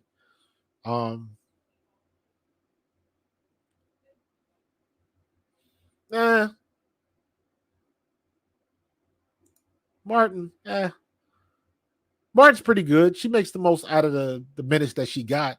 She ain't getting too many minutes now, though. Atlanta's been playing good. Playing very well the last couple games. Clark is rookie of the year. I believe that is true, but we got to let it play out. It's amazing what happens when you win it. I'll say it like that. I've been blessed in my career playing football. My first year playing football, when I was 10 years old, we didn't win a game. We were 1-5-1. Or no, we were 0-5-1. We played 6 games. We were 0-5-1. No wins, 5 losses, 1 tie. So from an early age, I understood what it meant to lose. And there's a lesson in losing. Because I've been on both sides of it. I remember when I was in high school, my football team, I had moved back to Cincinnati with my family. So in high school, these guys have been playing together since they were like 4 or 5 years old. And they had never lost together. And we lost the game my freshman year in high school. And I saw guys crying. And I was like, why y'all crying? Because I knew how to lose. They didn't. So there's a lesson in losing. And when you lose, you learn what not to do. And let's face it, Indiana had a lot of lessons early in the season. Nice, David. Welcome to the show, man. Welcome to the rookie NBA fans. Welcome to the club, man. Just keep watching. Find out who you like. I made me a list of the players that I like watching. When I started watching, obviously I was watching Indiana and Caitlin Clark and Chicago with Angel Reese. But I also made a point to find other players. The first player I started watching was Sabrina Ionescu because I saw her in the 3-point contest with Steph. Then it was Kelsey Plum because I didn't even know who Kelsey Plum was.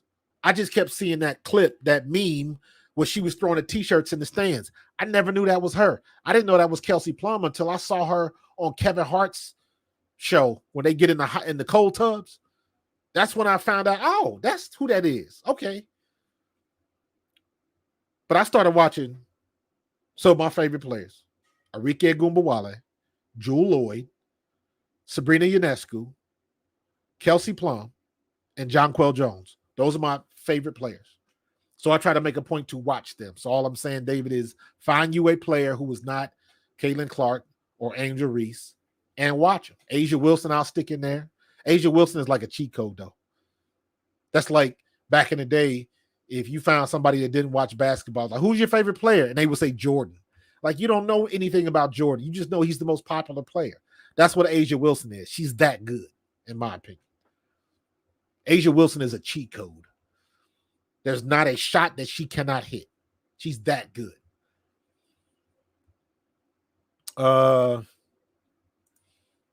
You hope she resigns? You hope she goes somewhere else? I hope Kelsey come back, because I believe her and Caitlin Clark can do some things together. I'm just saying. Be careful what you ask for, especially if you are a Fever fan. If you're not happy with Kelsey Mitchell and you want her gone, the one thing I keep saying is, if Kelsey Mitchell goes, who is going to replace that production? Don't look at the name, look at the production. That's what you have to get. Because that's the only way Caitlin Clark is going to keep getting all of those assists. That means whoever she passes the ball to has to hit the shot. That's what you got to worry about. And in my opinion, Kelsey Mitchell, it has been proven, Kelsey Mitchell, Caitlin Clark, they can coexist quite fruitfully, as you have seen. Yeah, she was overlooked. Daisha Fair, she got cut from Vegas, and you ain't heard hiding her hair. She was the first. She got drafted in the first round, and they cut her. Yeah, Kev. Dallas has been looking. They've been playing good, man. And that girl Sabali. Am I saying it wrong? Sato Hall is playing well, good as well. Well, good. Lord have mercy, I can't even talk. Mitchell has been the best since the All-Star break, no doubt. Yeah, man, she's balling. She's balling. They finally figured it out, Stafford. They finally figured it out. A lot of people don't understand, man. When you're in the locker room, the one thing you got to do, you don't deal with people. You deal with personality. I don't care what sport you play. NFL, NBA, WNBA, MLB, doesn't matter. The people in your locker room, you have to learn to deal with personalities, because everybody's different. And when you first get started, a lot of times they crash. So they finally put it together, though, and that means something. Myrtle Beach checking in. Found Clark 2 years ago. Great show, and you do it right. Thank you, man. Brad, I appreciate that, brother. Do me a solid and hit that subscribe button, man. I appreciate that. Appreciate that. Max is the right contract for Kelsey Mitchell. I agree 100%. CC is playing every best defender, and that's what they're supposed to do. Yeah. That's what's going to happen. Give you the best. You got Caitlin Clark got the target on her back. Wheeler's not. I will be very surprised. I will be extremely surprised if Wheeler is back in Indiana next year. I don't see that happening, because they can use that money to get somebody else. So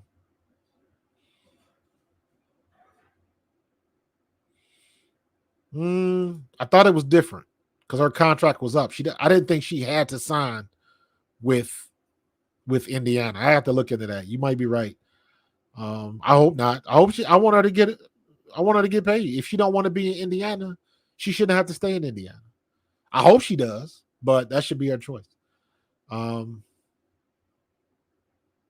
Oh, okay. So the core player. Okay, I got you. Okay. So LeVar, you might be right, bro. Ugh. We'll see. It's gonna play out. It's gonna see. Hey, Judy. How many more wins till the Fever are in the playoffs? That's a good question. I do not know the answer to that because it depends on the wins and losses with other teams too. So I'm not sure of that. If anybody's got a better answer in the chat, hit Judy up. Thank you, Judy.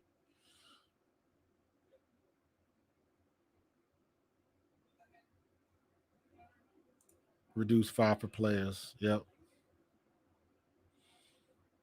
Best backcourt in the W. I would agree. Some would argue, but they're at least in the conversation. Ruthless Toothless. This got to be one of the best screen names I've seen. Got to show some love for Sexy Lexi. Yo, you're like the third or fourth person that's done said that tonight. Y'all really digging on Lexi Hall. Yeah, SC. Yeah, I was kind of shaking my head too. Sabali is solid. Yeah. Yeah, great game tonight. Great game tonight, man. It was like I said, man, that was an impressive win. That was an impressive win. They came back, held the lead, did what they had to do, matched the shots at the end when they had to match the shots. That was an impressive win tonight. So, but listen, man, we rocking almost on 3.5 hours. I'm about to get up out of here, go back in the kitchen, eat some of my barbecue. I think I hear my niece and nephew in there, so I'm gonna go holler at them, say what's up to the family. And tomorrow, I'm chilling. Got all my cooking done yesterday, so all I got to do is eat the rest of my brisket and everything. So I'm good to go. So I'm gonna get out of here. The chat was off the freaking chain tonight, man. I appreciate everybody. Lamont, Aussie Johnny, don't be a stranger. Ron Pickens. Anybody, if you see anybody in the chat with a wrench by their name, you know they're part of my squad. They've been with me for a long time, so I always appreciate them. Jerry, I appreciate you. Jen Torino, as usual. Scott Skogberg, keep it moving, man. Scottish Jason, I appreciate you, bro. You know I got affinity for anybody from Scotland, man. They're my peoples. Keep me Cummings. Judy, thank you again. I'm always looking for a female perspective and opinions on my show. I got 2 sisters, and if I didn't do that, they would smack me upside the head. So I appreciate you. Please subscribe.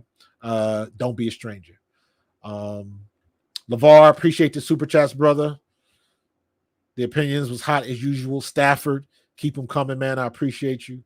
Brad Smithson from Myrtle Beach, man. Appreciate you checking in, man. Make sure you subscribe. Don't be a stranger. Tiger Lear, I appreciate you, brother. David, Heart and Soul, everybody, man. Dave was coming in. It was hot tonight, man. It was hot. Even I forget what her name was. What was her name? She kind of got on me about talking about Ezekiel Smelliot. I love it. Ezekiel Smelliot. Who was the girl? Elle McCoy. Thank you. Keep bringing that opinion. Please don't be a stranger. Who was the one? The woman, she got mad at me for talking about injuries. But hey, keep it coming. If you got feedback for me, give it to me. Give it to me. I'm a player. I know how to be coached. I can take criticism. So keep them coming. I'm gonna get up out of here, man. I appreciate everybody. Make sure you subscribe, and I'll probably have some more stuff tomorrow, man. So stay tuned because I got the day off tomorrow because it's Labor Day. So I'll probably be streaming all day. So we'll do something, man. So hit that subscribe, click that like button, so whenever I get on the mic, you'll know it's me. All right, I'm gonna get up out of here, man. Enjoy the rest of your holiday. Enjoy your family. Be safe. God bless, and I'm gonna see y'all in the next one. Peace.